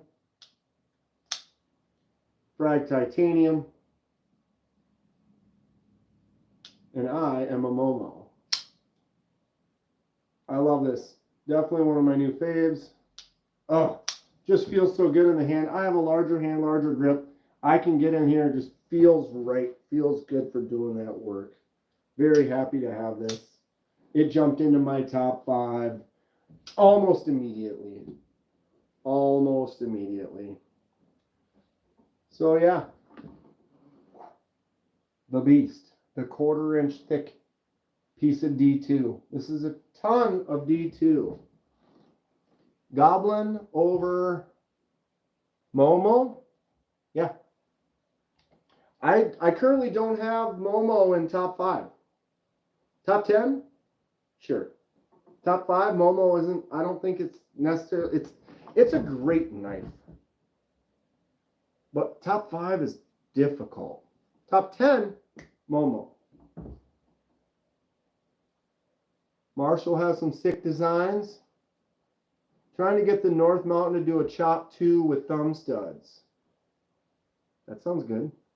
It's a cool looking profile knife. And the chop 2s that have the disappearing, I can't remember what it's called. The flipper tab that disappears. It's cool stuff. I hear the ladies, it disappeared, Justin. I couldn't get to it.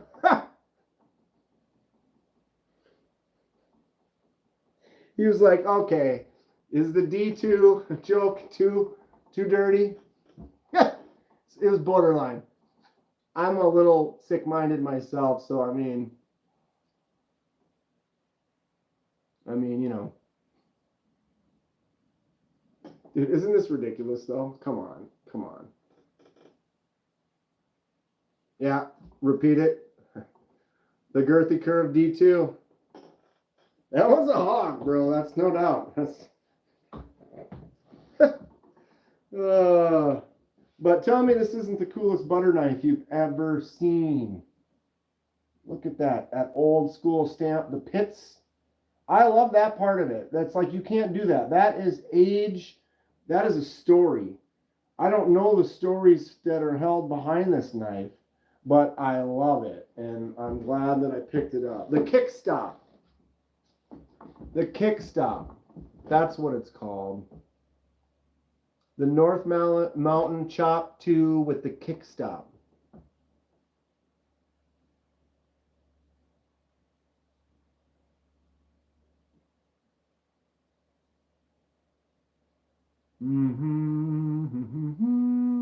Yeah, Paul likes to delete flippers.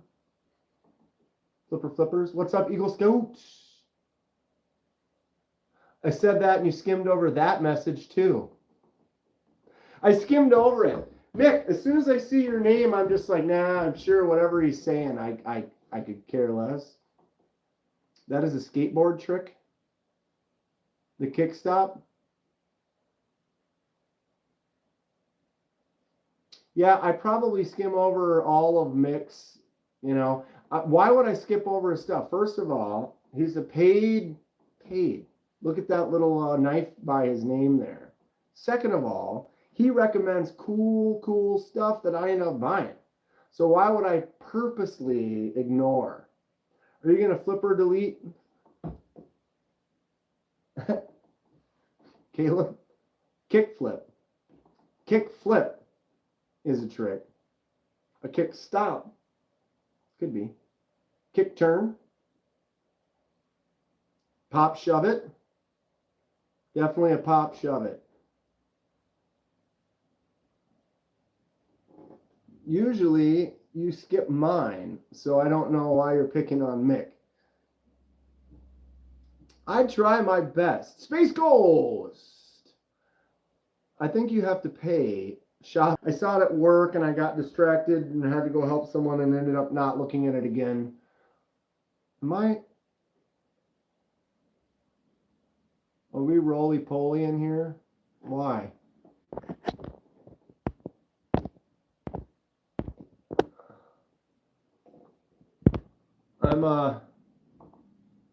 You're feeling bullied? Mick.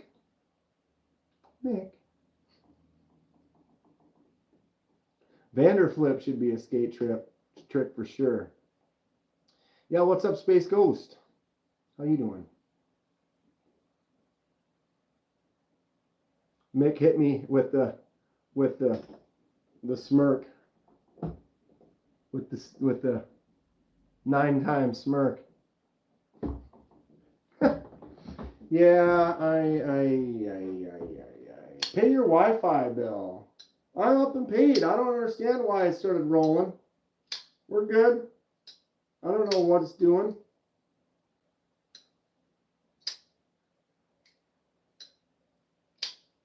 Usually don't like the flipper, but the North Mountain seems to be different. Would probably leave it. And the North Mountain, I keep saying, if you don't like the flipper tab on there, you get the one with the kickstop or whatever, and then the flipper disappears into the handle. I was crying. I have a kickstop on a Riot F22. How do you like it? So this one was sent to me by Kevin Smith and Knives. Am I using the McDonald's Wi-Fi? Does it keep rolling on you guys or what? I don't know. I should be good. But I've seen it kind of spin a couple of times. So yeah, Kevin Smith sent me some swag and stuff for some giveaways. And then he also sent me this Migron. What is this? The Centurion? Huge, slicey, hollow grind.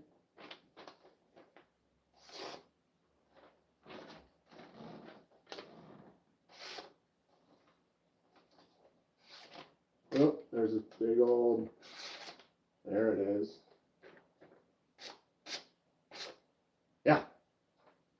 That is the hollowest of grindage. Look at how big and long that blade is. I think, quote me on that one. I have some Migrons, but I did not have the Centurion. I'm actually really happy with this one. Very cool. Feels nice. Action is great. Flipper tab is satisfying. Flips out, thumbs, flicks, choke up spot, little poon ramp right there to get into to do some work. And a big old chunky hollow grind. I love it. The F22 is a great looking knife. Knives and pizza. What is up? How are you today? There's Kevin Smith and Knives. Boosh. Were you here the whole time, or you were here earlier? You just been lurking. You just been lurking? Because he said earlier, he was like, we count for 2 people. But that was like an hour ago. What are you guys up to tonight, Kevin?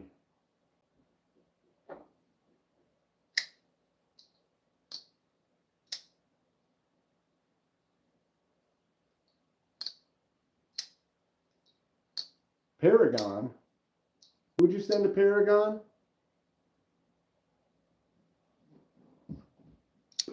What do you think about this one? The hollowest. It is the hollowest of grindage. You like that, Lou? Lurking and sharpening, he says. Yeah. Dude, tell me this isn't cool. Best Tech Manta Day.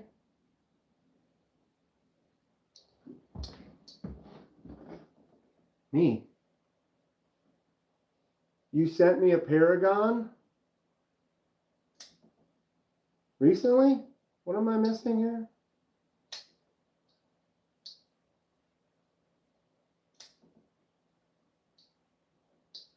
When did you send me a Paragon? What's up, B Shady?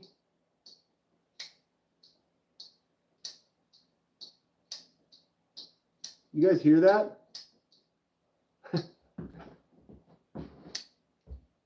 I sent you a DM for a fixed Paragon at 99 bucks. Yeah, that was that huge, crazy looking, machete looking knife like today, right? Or was that on another day? I saw the one you sent today, but I looked at it and then I got sidetracked at work and then haven't had a chance to look at it since. What are you up to, B Shady? My new Best Tech, crazy looking Paragon. Shady in the house. Dude, the action is just great on this. It's just fun. And the detent when it pulls in. And then it's tight.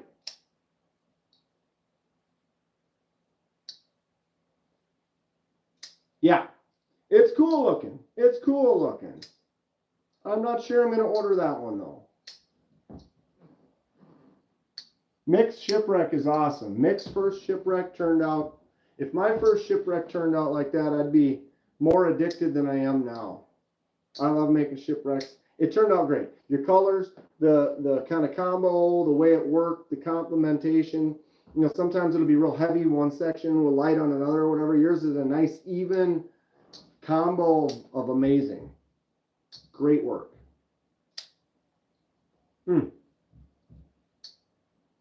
This is one of the few hawkbills that I actually have, but I love it. I'm not a huge into the hawkbill, but man, this thing, the action's great. Look at that. I feel like it's just a ripper, and then it is sharp. Whoop. This paper was done anyway.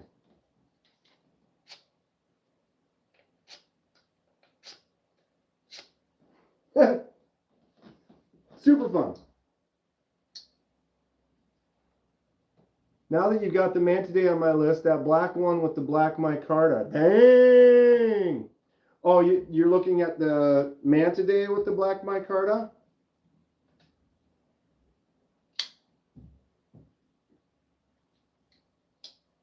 Use some pink Himalayan sea salt and some soy. Oh yeah. The soy. The soy. You know it. You know it. I get to enjoy this one for a couple days before I send it to BEDC. Crystallized titanium. This is the Jack Wolf Diamondback Jack with the Warncliffe S90V. Really cool looking crystallized titanium. And some other secret ingredients. Boom. The hawkbill I have is a little Jason Grant fixie called the Hawk Tua.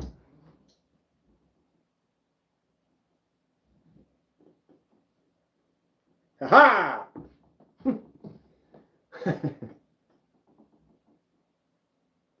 You like the green insect one that I got, but black on black calls to you?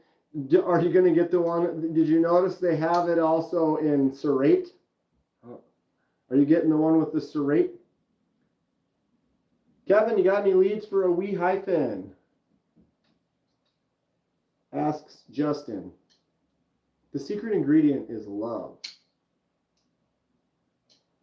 KDK, who did we say you were going to collaborate with on last week's stream?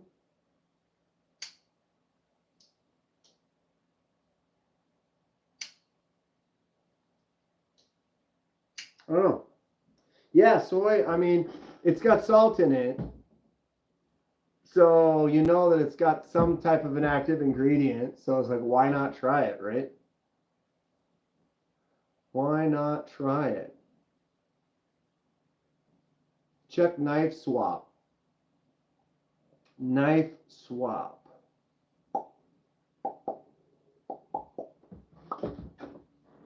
And my first Finch.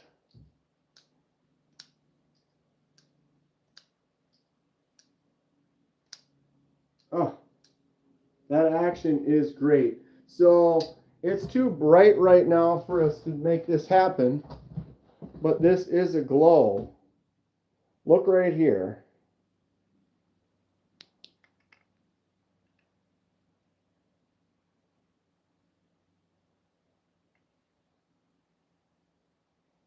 Look at the color difference, how it's instantly green, like up here now, whoosh.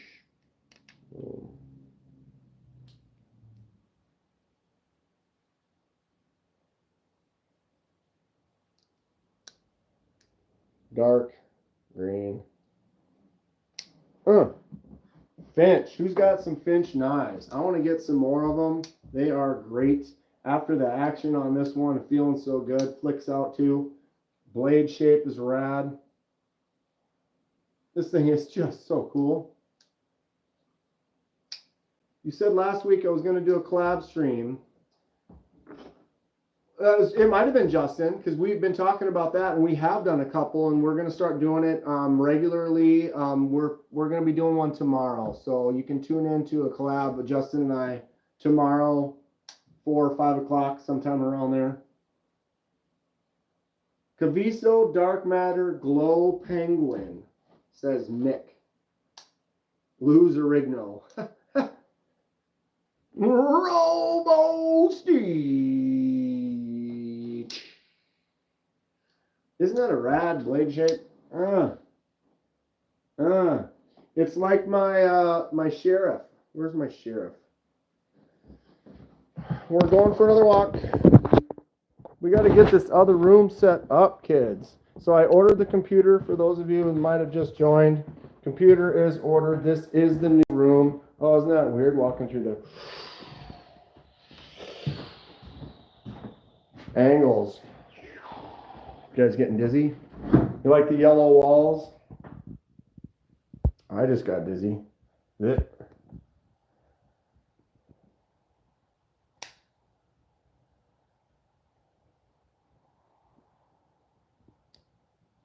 Nice nostril angle. I got any boogies? What was I coming in here for again? I don't remember. something on the table.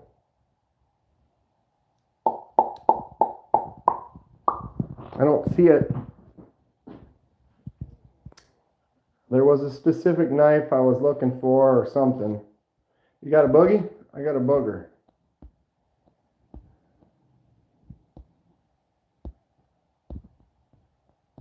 Man. You like that neck fat? So yeah, here's the wall. We're going to be turning that into a nice live stream background. Might do a couple different backgrounds because I'll probably get rid of this dresser and I could make a little bit of a wall over there. But I gotta want to set this up so I can stream from here, have some cool kind of backgrounds. Maybe I'll end up taking something like these. Like I can take all these plants. I could set that up. My collection is getting huge. Yeah, every room we go into, I got knives there that I got to review. I only have a few in here, I guess. I don't know, just a few. Some swords on the floor. All right, let's go back out here. I got my juggling clubs right there. Look on the table here. I got crikey knives everywhere. Project knives taken apart. Project knives in the works. Mini knife shootout that's still sitting over there. This one, we got this whole cabinet all the way to the floor. I got pieces of paper all over the floor. Knife hoarder. Kidding me? You got to be kidding me. Wait. Come on. Why? Ugh. Tell you what. I tell you who it. I'm excited to get that room going. Computer should be here. I haven't gotten a receipt on the shipping yet. Yep, it's a hanger. Oh, I got a hair. Sorry, I walked in, mouthed off, and then left. Robo, you son of a... You're good. You're totally good. Love the sharpness testing lately. 5-star falling. I'm going to be doing that regularly. It's going to take me a while to get it in my main stream of consciousness when I do my unboxings. I got the scale for weighing knives for the unboxings. And if you watch the videos, you'll notice like every 5th or 6th knife unboxing, I'll forget to pull the scale out. So I'm going to try to do the cut test every time. You know I love you all. We love you too, Robo. Shut up. A literal house of blades. I live alone. Oh, there's knives over there. I didn't shoot those. Yeah, I got knife over there. I got this on the floor. Why is this on the floor? Because it's on the floor. I mean, I almost got a snot bubble out of myself on that one. Blew a quick little snot bubs. I'm way too quiet. Turn up your volume. I apologize. Would you like me to speak up? I could, I couldn't. Yeah, I apologize. I am thinking about getting into the microphone business. You know what I'm saying? Put a little mic right here, and I could be like, testing, 1, 2, 3. It's all the way up. You got your headphones on, you need to get better earbuds. My earbuds at work sometimes just are not loud enough, and then I'm like, I get frustrated because the sound isn't of adequate nature. Calling me a dirty hippie.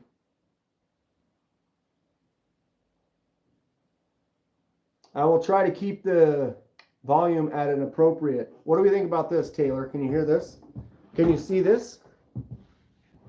What do we think of this throwing knife? Let me take this thing out and chuck it at something. hippie Jesus. I saw that wait a minute.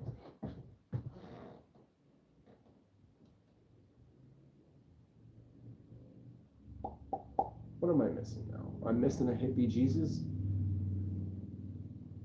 Oh, I'm not afraid to throw a leg at hippie Jesus. That one's not that far back. Am I obsessed with knives? Kind of. You want to throw this one, Jeremy? Next time I see you, Jeremy, you can throw this bad boy. You going to throw it like this? Or are you going to throw it like this? Depends on the distance. If you take one more step back, then you want to switch it to here. And then you take two more steps back, you want to switch it to here so that you get the appropriate rotation. Got to get the right rotation. Jeremy, you aren't you throwing frisbees right now? You ain't throwing frisbees right now? For future giveaways, I will trade my win for KDK getting a buzz cut. It won't happen, Lou. I love my hair. I'm good with it. It's that there's the money, the number would have to be high.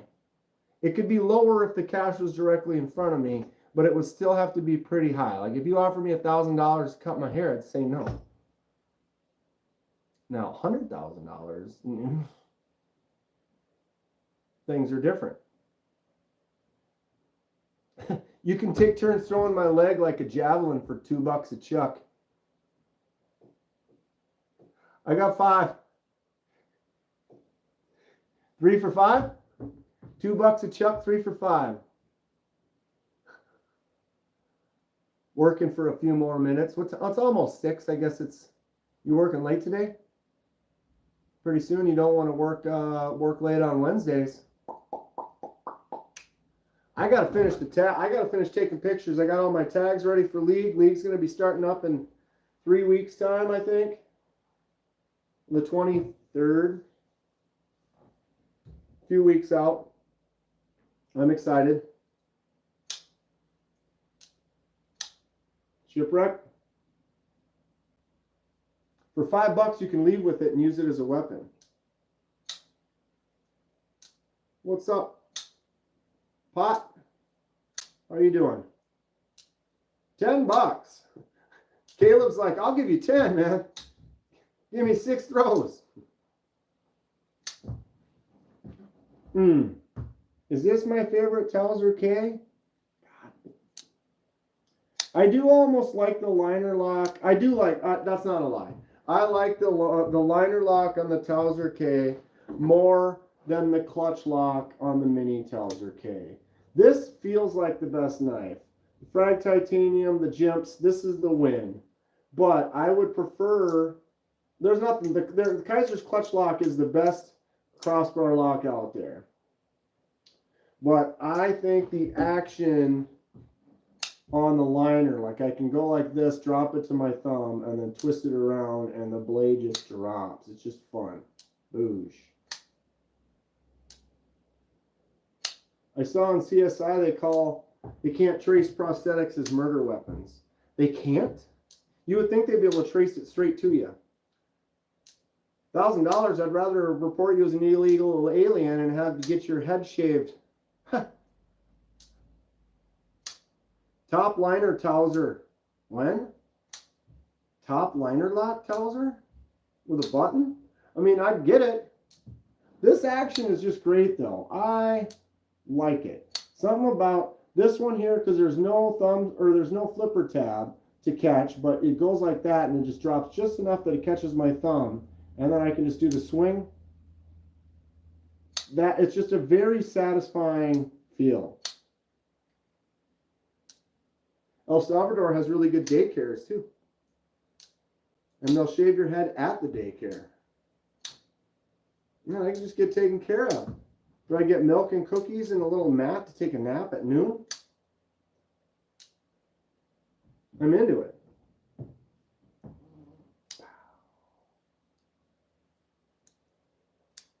I like that the Finch is just, it's light. I don't usually like lighter knives, but this one's something about it. Just a nice, delicate feel. That little choke up spot. Because there is some jimps right there. And those are on the flipper tab, but notice the flipper tab's got jimps on the top and then those jimps on the bottom. So those jimps on the bottom are the ones that come around and are now right there. So you can see it just looks like you hold here, but you can also choke up onto that jimp spot. Thumb locks into there, and oof. To me, that feels great. This is like a user working bee. Flipper tabs only. Generally, I'm not a fan. But, boom. Perfect timing for the Finch. I know it's not dark in here, but you can tell. Look at how black it is. Green. The whole thing glows really green. And then, of course, the Finch logo has more of a blue-green kind of glow to it. This thing is about as bright as a glow as I've seen. What's up, just in time? If I get some purple TI scales, could I change the color? Yes.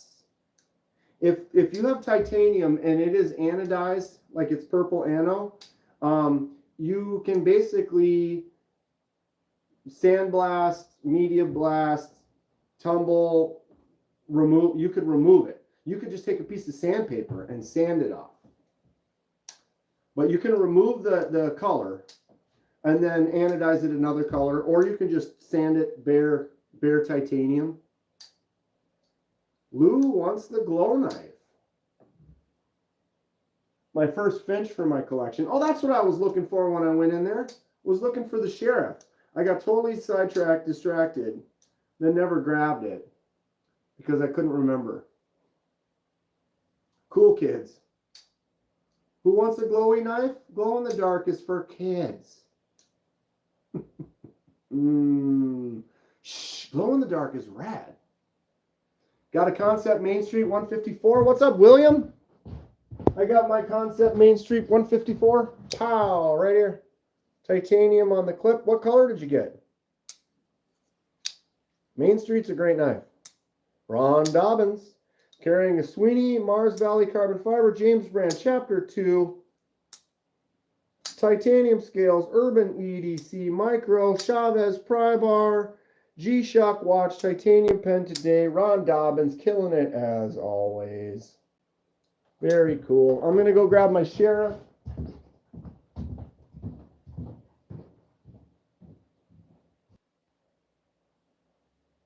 Where's my Sheriff?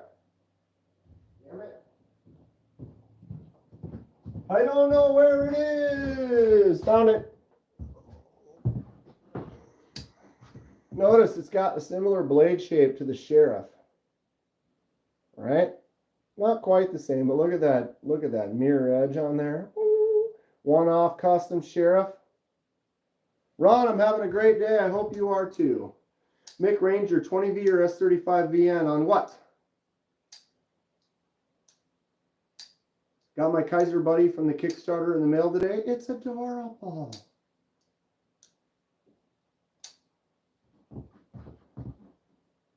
The Sheriff, though. Sheriff Custom, micarta, beast of a handle, getting in there and doing some work. It should still be pretty sharp.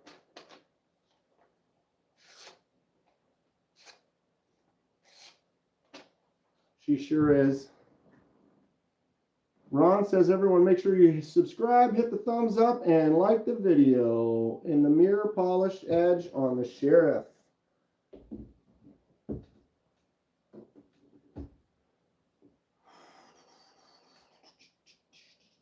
Love that blade shape, right? It's just so cool. I was going to get a different Finch. I was going to get the Finch Undertaker. It's got more of that clip point classic kind of look to it. But then I saw this one and I changed my mind. I was like, oh, something about this one was just calling me. Oh, just in general, 20 CV or S35. I've had both. I have a little more experience with S35, but I have both and I've used both. I'd say, honestly, I put them in a kind of a similar camp. Is that a fair answer, or is that kind of a, does that seem like a cop-out answer? Undertaker is dope. Trading one because I bought another. Yeah, the Undertaker looks really cool. I liked it. It was more because the Undertaker is like around 200 and this is around 140. So that's quite a price difference. Although it's got a better blade steel. This has 14C on it, which there's nothing wrong with that.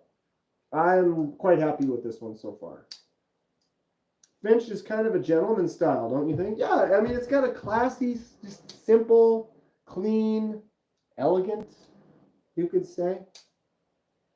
I like it. The Undertaker doesn't have the cool scales. Yeah, the Undertaker I saw was nice, though. It had these nice blue scales. It's S35 VN, right. Right, versus 14C. It makes sense. It makes sense. But it didn't matter what the blade steel was, because once I saw this, I was intrigued by the shape, the handle, and then that blade, just that blade shape right there just gets me. You're a classy traditional type. It's fun. It's fun to open, and there's no fuller, yet I can still flick it out with the minimal non-realistic fuller. So you do have the flipper tab, and you can still give it that flick out. And if you guys want, let's do this for fun. I can still move. I can move. All right. Get the light. Let's go over here. Have a little fun here for a second.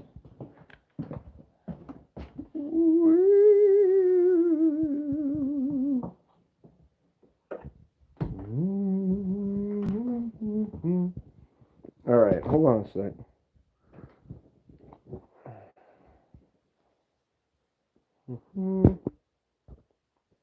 Creepy? Creepier? Creepiest. All right.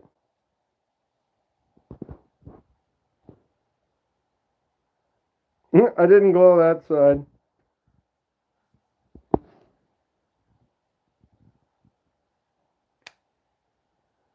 You can't even see the blade. I just opened the blade.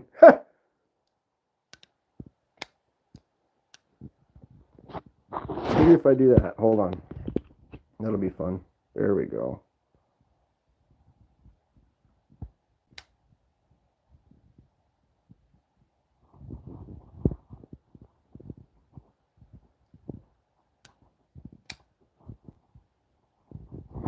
Tell me that's not crazy, though. Look at that.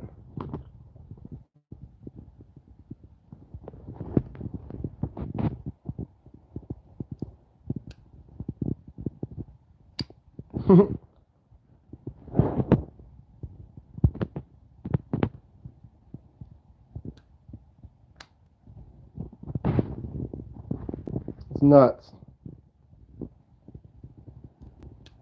It's like bright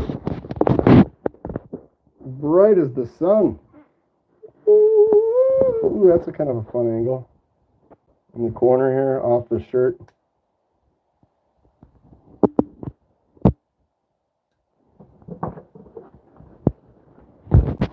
And we're back to the real world. Everybody saw this room, right? Here we are.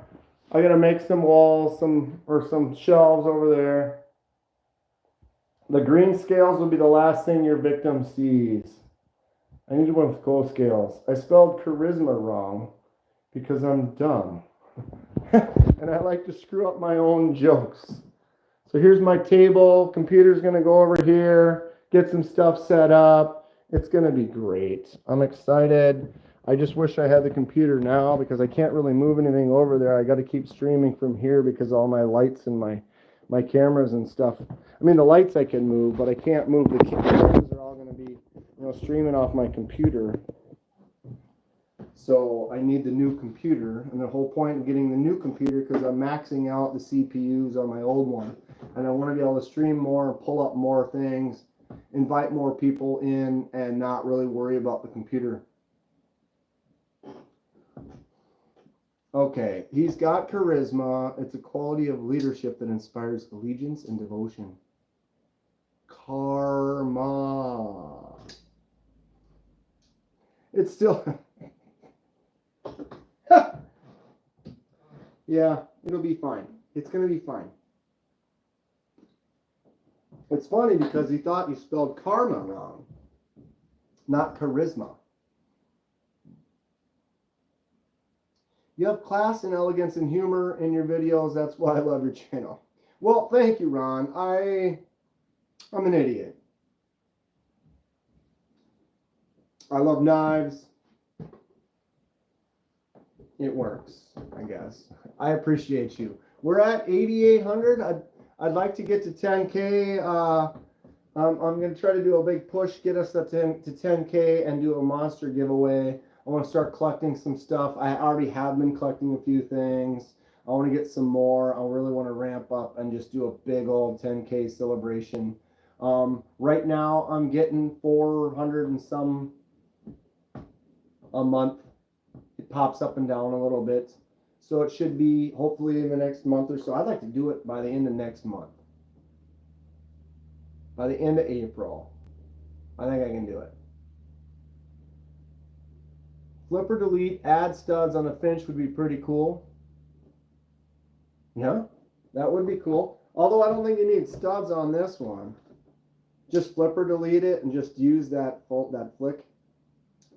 Just remove the flipper. Although I do like on this one, see that flick out is nice, but I like the way that feels when I put my finger on that right there, because you lock your middle finger up to that right there, and then you grab right there, and it becomes like this locking in kind of a position. If that wasn't there on this one, it's kind of a smaller knife too. It doesn't bother me. Like a lot of people will say, oh, something bigger like this, like on a Titus, you know, you could get rid of that, and then the choke up would feel a little bit bigger and better for my personal hand. But the thing is some knives like this, I'm a lefty. As a righty, as a righty, you can just get in here and you can just let it drop all the way. Oh my God.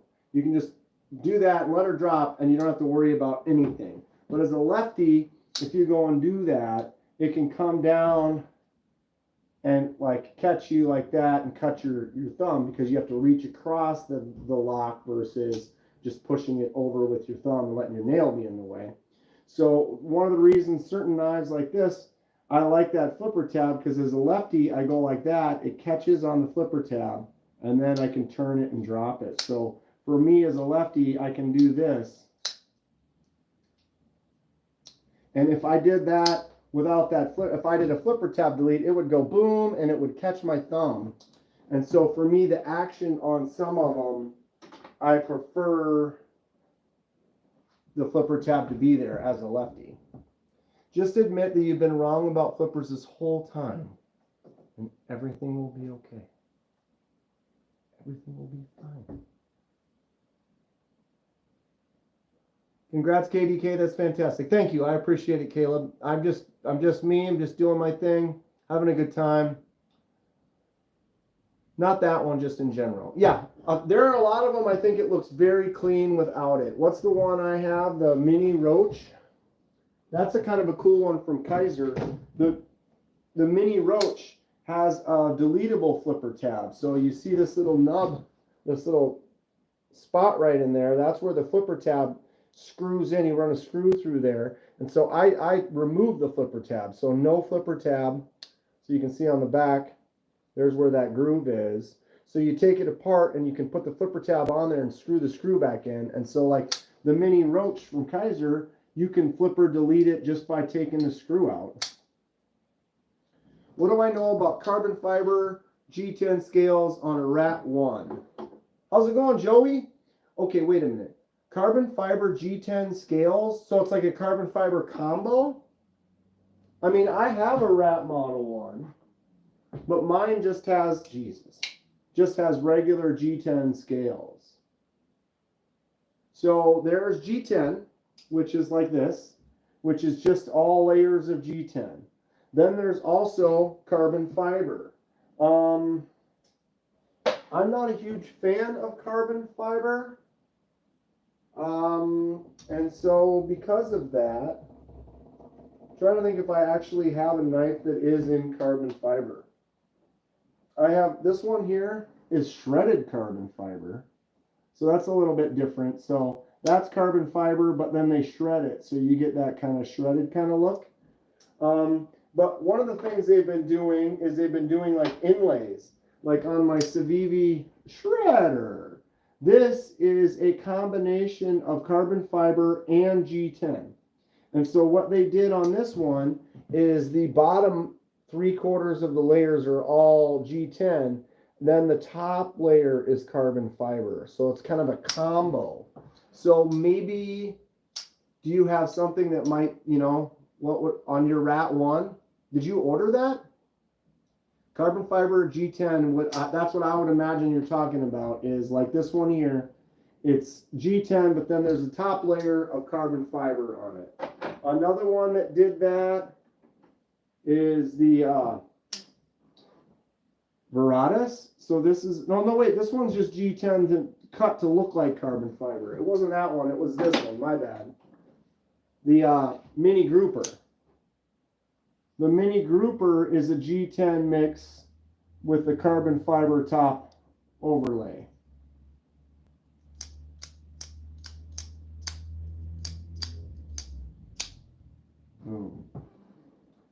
Love me some shredded carbon fiber. Poor neutered mini roach. Both my mini roaches have their flippers have not been emasculated. Ha! It's some kind of laminate. Do they sell scales for the mini roach? Not that I'm aware of, Ron. The crappy slick CF overlay on G10, says North Valley, doesn't like it very much. I'm not huge into carbon fiber myself, so I have very few of them. This one does feel nice. On the mini roach, it kind of has this basket weave kind of bumpy texture.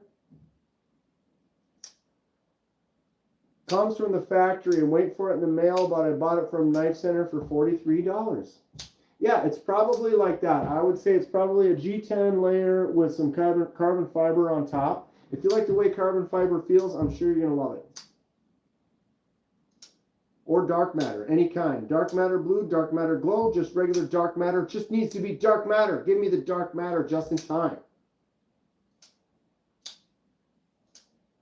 From the videos you saw, it looks very similar to this right here. It's nice. I like the way this feels. I'm not a huge carbon fiber fan though, so you know, everybody has their own personal taste, and I know some people love carbon fiber. Justin doesn't like micarta. What? I love micarta. Blue Fam has some sick Serape aftermarket scales for the mini roach. Wow, much better than the crappy Serape colors. So his is cooler. You think these are crappy? I think this turned out great. My mini original looks like it's got eyeballs on the front and then the yellow on the back.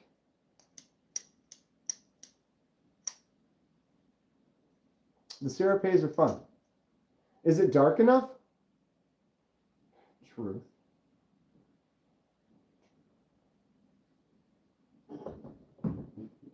Who likes carbon fiber in the chat? What's your favorite? In the chat, what do you guys like? What's your favorite? Titanium, micarta, G10, carbon fiber. I know there's a carbon fiber crew out there. Yeah, Justin doesn't like micarta though. I mean, what? You can like whatever you want. He likes G10 better? That's fine. But man, you can get micarta like this. It's like smooth and glossy and feels awesome. You can also get micarta like this that has a kind of a fun colored sticky texture pattern to it. Oh, my favorite kind of micarta would be kind of like this, like just that nice kind of rough feeling micarta, just like the where is it? There it is. Like this right here. Oh, contoured micarta. Happy days.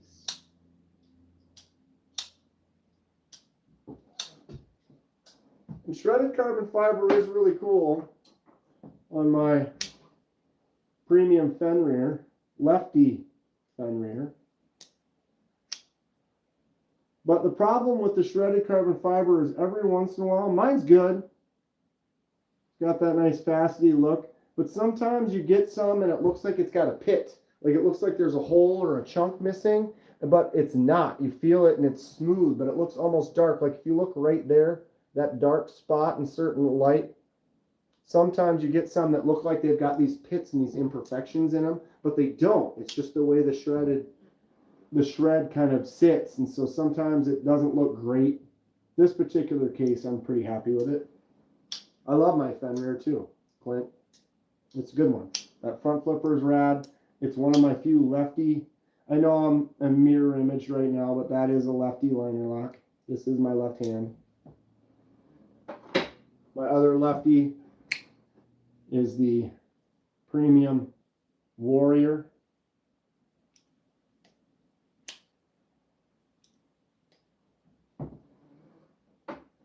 But yeah, concept. Micarta, G10. Micarta, G10. Titanium, carbon fiber, G10. A lot of micarta though, definitely. Titanium is always good if it's anodized or customized or fragged. Just a clean frag titanium. Tell me that's not fantastic. Just in time. Marty McFly. I've been rocking a plain Jane Sabenza in titanium. Plain Jane Sabenza. Still fantastic.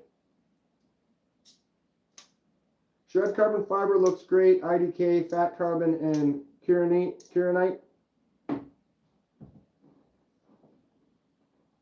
It's fun stuff. Marty, I can't afford a Sabenza, right? Me neither. And then the new crystallized titanium. I mean, it's been anodized green, but the crystallization, they heat it. And it brings out the structure, that crystalline structure in the titanium. It's still smooth. Plain titanium is boring. Well, I would say plain titanium with no texture to it would be boring, but what do you think about that? Frag titanium. Ultimately, though, my Goblin XL in the bronze, I'm really digging the bronze frag. I'm thinking about the titanium scales I got for my Demko. I'm really thinking I'm going to do them in this bronze color. It's just a subtle, slightly darker bronze.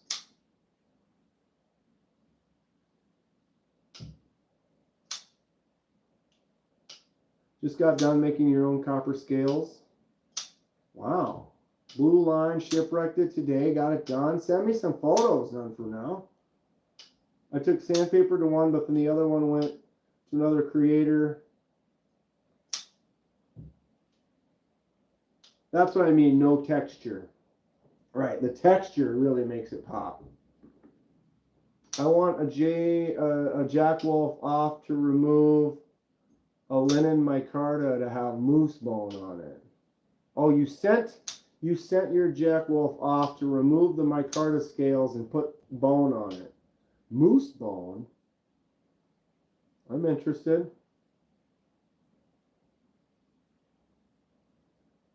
The motion is passed. Lava Flow Kieranite is the best? Think so? Marty likes it. Have you seen the Lava Flow Kieranite spike Aries is working on? I have not. Rich Light is nice. I have nothing wrong with Rich Light. I have a few Rich Lights. I got a couple of them right here. A couple matching Rich Lights. Baboosh. We've got the, of course, and the other, of course. So, got the Sheepdog and the Towser K, both with the blue Rich Light.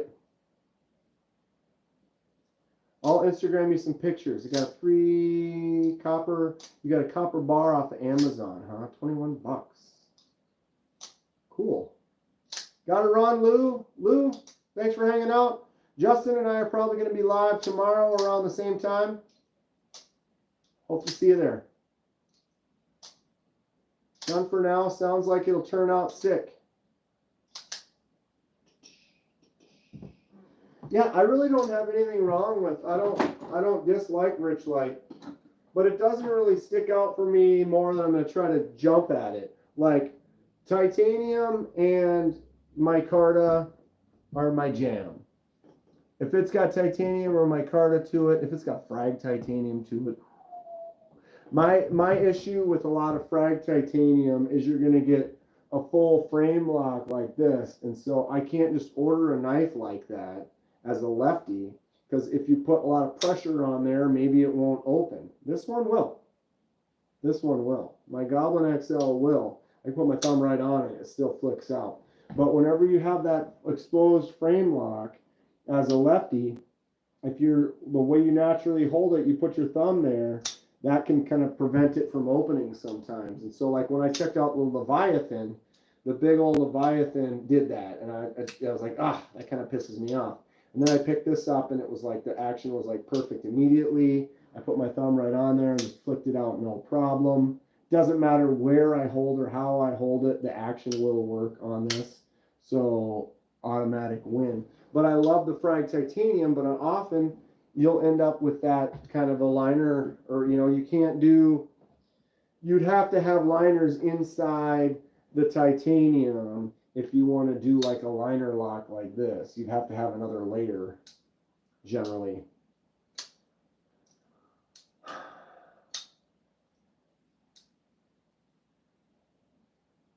Spinning. Started rolling, started spinning again. Sorry about that. What is the most money you're willing to spend on a knife? I top out at 200. If it's more than 200, I'm not getting it. Joey, I'm about the same. I have spent, I think the most I actually spent was 230, and that was on my custom at Blade Show. That is where? There it is. So this is the most expensive knife I paid for. I paid $230, but it would have retailed for $300. So I was actually getting it for a good deal. But $300 retail. This is a custom from Sea Fox, Magna Cut, satin finish, hollow grind, white paper micarta, and koa wood. Oh, this thing feels amazing. Mr. 12 Max is out at 3,000. Woo, son. Tell me this ain't gorgeous though. Dude, feels great in the hand. My hand is perfect.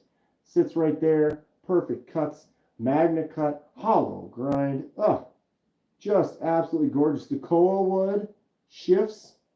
It's tough to show on camera, but those little facets, when you move it, they kind of bounce around and play with the light. So cool. I'm so happy that I got that one. But generally, I'm around that $200 range is where I'm at. I have several knives that are around 200. Much more than that.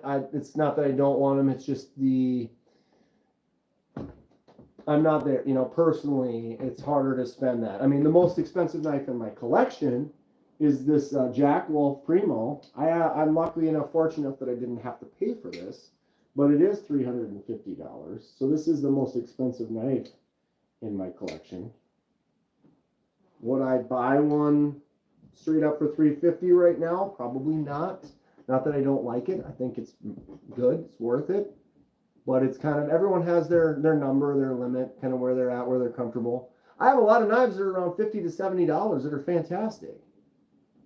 If I bought a knife for $3,000, my wife would definitely divorce me. It would cost me a lot more than $3,000 to get rid of it. Me too, except for I don't have the wife, so I just have to deal with myself. How much would you charge to do some custom work on a Dragonfly 2? What do you want done? Not much. Not very much. Anodizing, laser mark. What are you looking at? Message me on Instagram, KDK in 4K. We can talk about it. Full tang. Full tang. Most I've spent so far is the Acier. I love that fixed blade. Isn't it great? I love that harvester. I love that truck. What about this fixed blade? The nicest butter knife you've ever seen.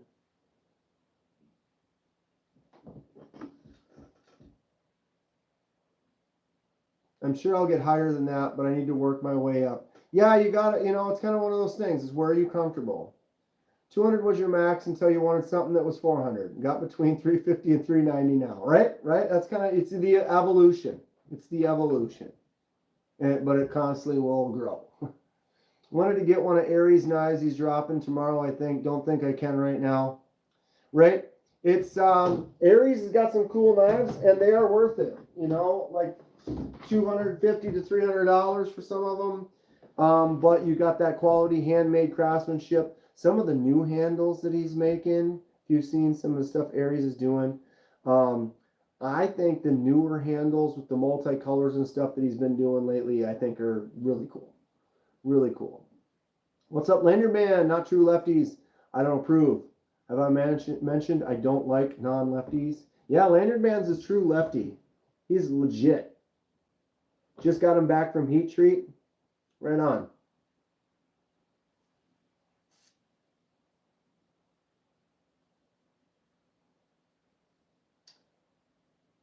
Why wouldn't you, Marty?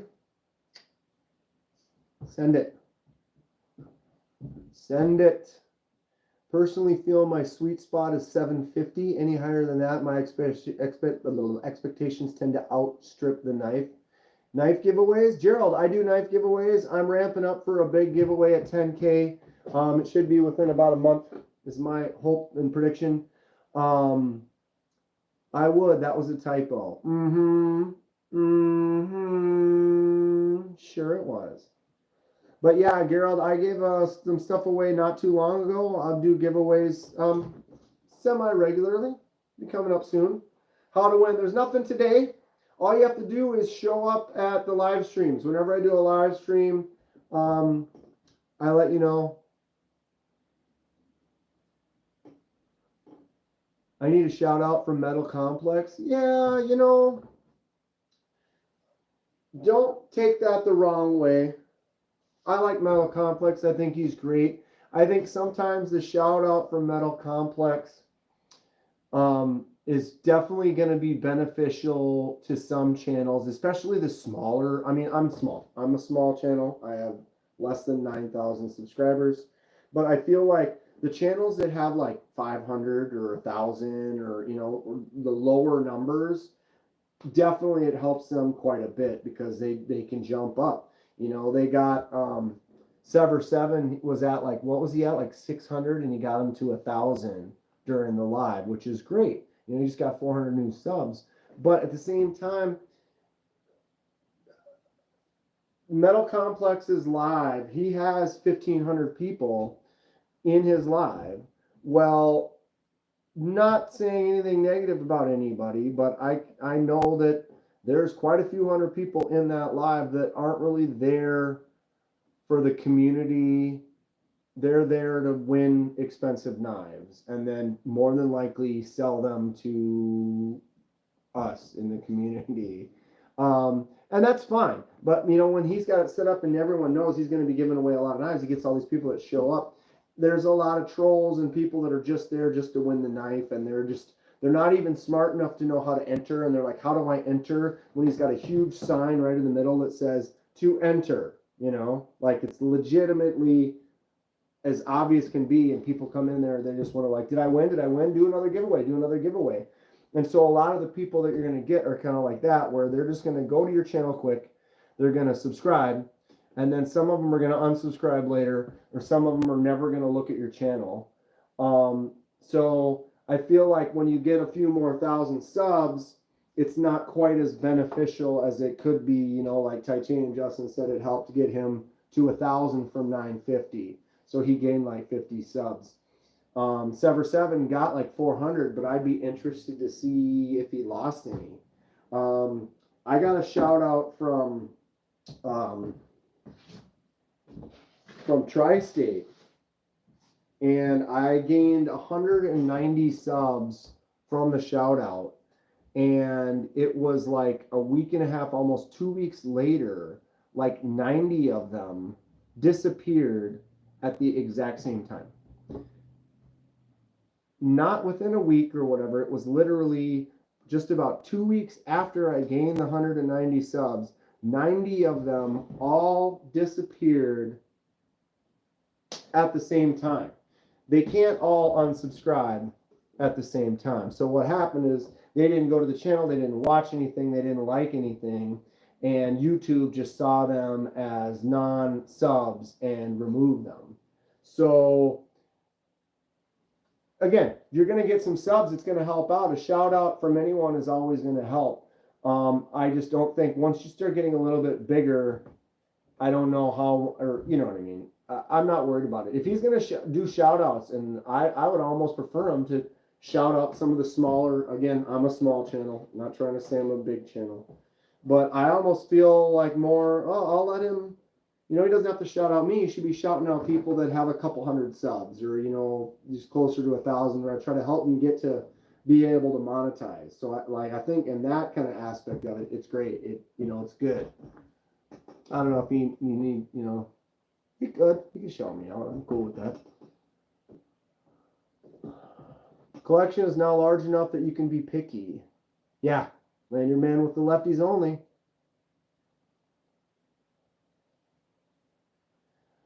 A lot of people on his channel you don't recognize, none for now. Right, MC's channel, it's like always, it's shooting. You got people trolling, people like spamming stupid messages. Give me a free knife, you know. You got a shout out from Tri-State and lost all of them. Yeah. Kept all of MC. Well, but you don't, yeah. You never know. You never know. I'm not talking bad about anyone. I like watching Tri-State. I like watching MC. I like the giveaways. I like what they're doing on their channels. It's cool. And the fact that they do shout outs and they try to help people out, I'll try to help out people as best I can. Space Ghost. Some people have disabled right hands like me, so use your left because your right hand is useless. Sure. And some of us use our left hand because it's the better hand to use for us. Tri-State's community is gatekeepery. He has a kind of a niche community too. You know, that's not a negative thing to say at all, but his community definitely is more into higher end, fancier, more expensive. You know, they've kind of all graduated and kind of talk about some higher end, more, you know, nicer knives. It's not often you're going to see the fish knife, you know, something like this, the Unknown USA fish knife. You won't really see much of that on his channel. I wish Jack Wolf had a lefty-friendly knife that wasn't a fixed blade. Lanyard Man, were you there when I was talking to him about that? I was talking to Ben in Texas about that. And I told him, I'm like, yeah, these are cool, but why can't you just put one screw over there so I can put this clip on the other side? And his answer, Ben from Jack Wolf, his answer was he doesn't do half measures. He only does full measures. And I'm like, okay, I've heard this before. I understand what it means. But in this case, what are you referring to? And what he meant was, he was like, he's going to do some lefty versions. But his lefty version is not going to be the half measure of adding a hole to a righty knife so you can swap it. He's going to straight up do a lefty version where now the lock is on the left, the clip is on the left, everything's set up for a lefty, full measure lefty version. So I don't know how long that's going to be, but Ben was talking about it, and that's kind of what he's looking at. Did you know Ben from Jack Wolf is left-handed? He's like, he is also left-handed. So there is that. So I'm hoping, I told him, I'm like, yeah, you should do it. Make a lefty version. So it could happen. You heard it here first.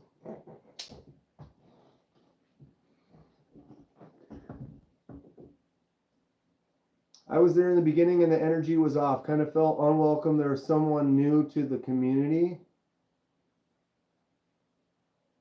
Are you talking Tri-States?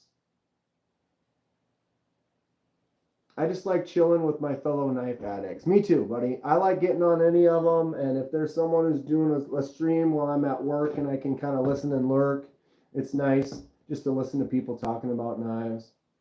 That's what makes you fun, KDK. I love that you get into crazy stuff. This hobby is supposed to be fun. Everything's supposed to be fun. Make it what you will. But I am definitely, dude. I mean, I bought a $5 throwing knife. I bought a $5 fish knife because I did. I bought this. That is a 1/4 inch D2, a 1/4 inch forged D2 into an absolute pig of a Quaken. I mean, why? What? Why not? Why? Yeah, that was about try. I caught that just in time. I come here to learn, and I've learned a lot. What have you learned? That I'm insane?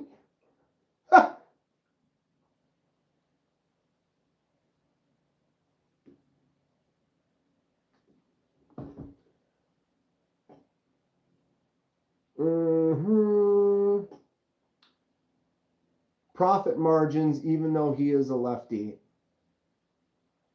Well, okay. He said he would never do it just in time. Well, when I talked to him, he didn't sound like he was like currently doing it. But I told him, I'm like, bro, lefty. And he's like, I'm lefty. And I'm like, bro,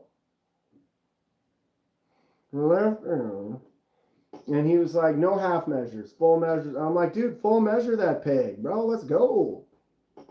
But there is a definite thing. You want to go to make a knife, you can't just make 20 of them because you're only going to sell 20 lefties. You still have to order 100 or 200 or whatever it is, and then you might not sell them, and then they might just sit there. And so I get that. And me as a lefty, I'm used to a lot of stuff, like I am used to going like this, letting it drop like that. And so sometimes I'm really good at that, and then I go pick up an actual lefty, and like I can just drop it to my thumb like that. But it's awkward because I'm used to, like, that's why Lanyard Man, I think, is going more lefties, because he's been getting more lefties. And once you start getting used to that, now you're not going to like the other. But I'm so used to righties that the lefties are, I only have 2 lefty knives. They feel almost a little awkward. That is a chunkaroozy right there. Tell you what, shaboosh. 1/4 inch of D2. I mean, yes. Yes. Yes, yes, yes. Gotta go. Little girl needs dad. Have a good night. Thank you for hanging out. None for now. I'm going to be getting out of here pretty soon. KC actually starts up. I always kind of jump off, right? I know that, like, right when I started, someone said Aries was also streaming. I didn't do that on purpose. I generally go live at 4 o'clock every Monday. Nobody was really doing anything at that time on Mondays other than random vertical lives. I try to pay attention, like Rob and KC are going live pretty soon now. So I try not to go live, or I don't go live when I know someone else that I like is going live. So yeah, I don't know where I was going with that. But yeah, I'm having a good time. Lives are great. Having fun. Caleb is going live tomorrow at 7. All right. Caleb, Titanium Justin and I are going to go live a little earlier than that, probably 4 or 5, and we'll probably go a couple hours. So we might go till like 6, and then you're 7 Eastern. So we should, we'll probably be done right when Caleb is going to start tomorrow. So anyone who's around, you can come hang out with me and Justin for a little bit and then jump on with Caleb. What were you going to, you're unboxing, are you going to unbox that tomorrow too? You can wait till we finish. Just let us know. Come show up in the live with me and Justin tomorrow, and we'll talk about it. We'll encourage whoever's there to go to yours, and we'll pull everyone over into it right when you start. How's that sound? Yeah. With the paper micarta handles. Oh, this one here. C Fox. C period FOX. I don't have a card right now. If you Yeah. Sea Fox. If you watch my live stream at Blade Show, I did stop at that table as well. If you look up Sea Fox knives, you should be able to find it. It's awesome. I mean, this thing is just a great shape, thicker handle, high quality, really put some time and effort to it. The handle feels incredible. That coal wood is awesome. Chunk of magnet cut. Absolutely love it. Nick Ranger says, awesome. My last live, I had an average of 45 through most of it. Yeah, that's kind of what I hit, 20, 30, 40 on average, but then at the end of it, you might have 500 to 1,000 views or whatever. I know the first few verticals, there was the first 2 weeks I was doing vertical lives, I would have 150 to 200 people in constantly. I would go for an hour and then end it, and it would have 20,000 views. But now I'll get 1,000, 2,000 views and have 20 to 30 people in it. So I don't know if it's it liked it when I started it and now it's not favoring the algorithm as much. It's weird how that works. It's weird how it works. Does going live get you more YouTube traction? Yes. For a while, these vertical lives, because the vertical live gets put into the shorts feed. So anyone who's in the shorts can be scrolling through and then they can boom, they're in your vertical live. When I started doing vertical lives, I literally gained 1,000 subscribers in a couple weeks because I was at 5,000 or 6,000 subs. I started doing the verticals and a week later I was at 7, and it was boom, 7,500. Just it just jumped up super fast, which is really cool. And you're exposing yourself to a lot more people. You get a lot more randoms. I do a regular live on Thursday nights on my computer. It's not vertical. And I usually get between 200 and 400 views on that. Versus right now, we got 21 people in here, but I probably had over 1,000 views just in this live today. So the vertical lives definitely can help promote. If you are a new channel, I would recommend doing some vertical lives because it'll definitely get you out there and get you exposed to a few more people, and help the channel grow. Casey, oh, he's live. I gotta go. Let me share, copy, boom, boom. I didn't realize Casey's already started. He might have started early. He usually starts right about now. Maybe he just did. I am going to try. Marty McFly found it through a vertical live. Oops. Delete. Boom. Thanks for hanging out. Hey, Marty, I'm glad you found it. I'm glad you're here. It's always nice to talk to you. Anyway, thank you all so much. I just posted a link to KC, the Knives Fast channel's live. He's live every Monday. He just started up a couple minutes ago. If you go there, came from here, you haven't been there before, say Kenman sent me or KDK Raid if you want. Otherwise, just go there and have a good time. I appreciate all of you. I'm going to go there now, so I will see you at KC's live. Thank you all for hanging out. We'll see you tomorrow with Justin, and then we'll do some raids. And it's great. Oh, what's up, Brown Sugar? We're all going over to KC's right now. See you all over there. Stay sharp.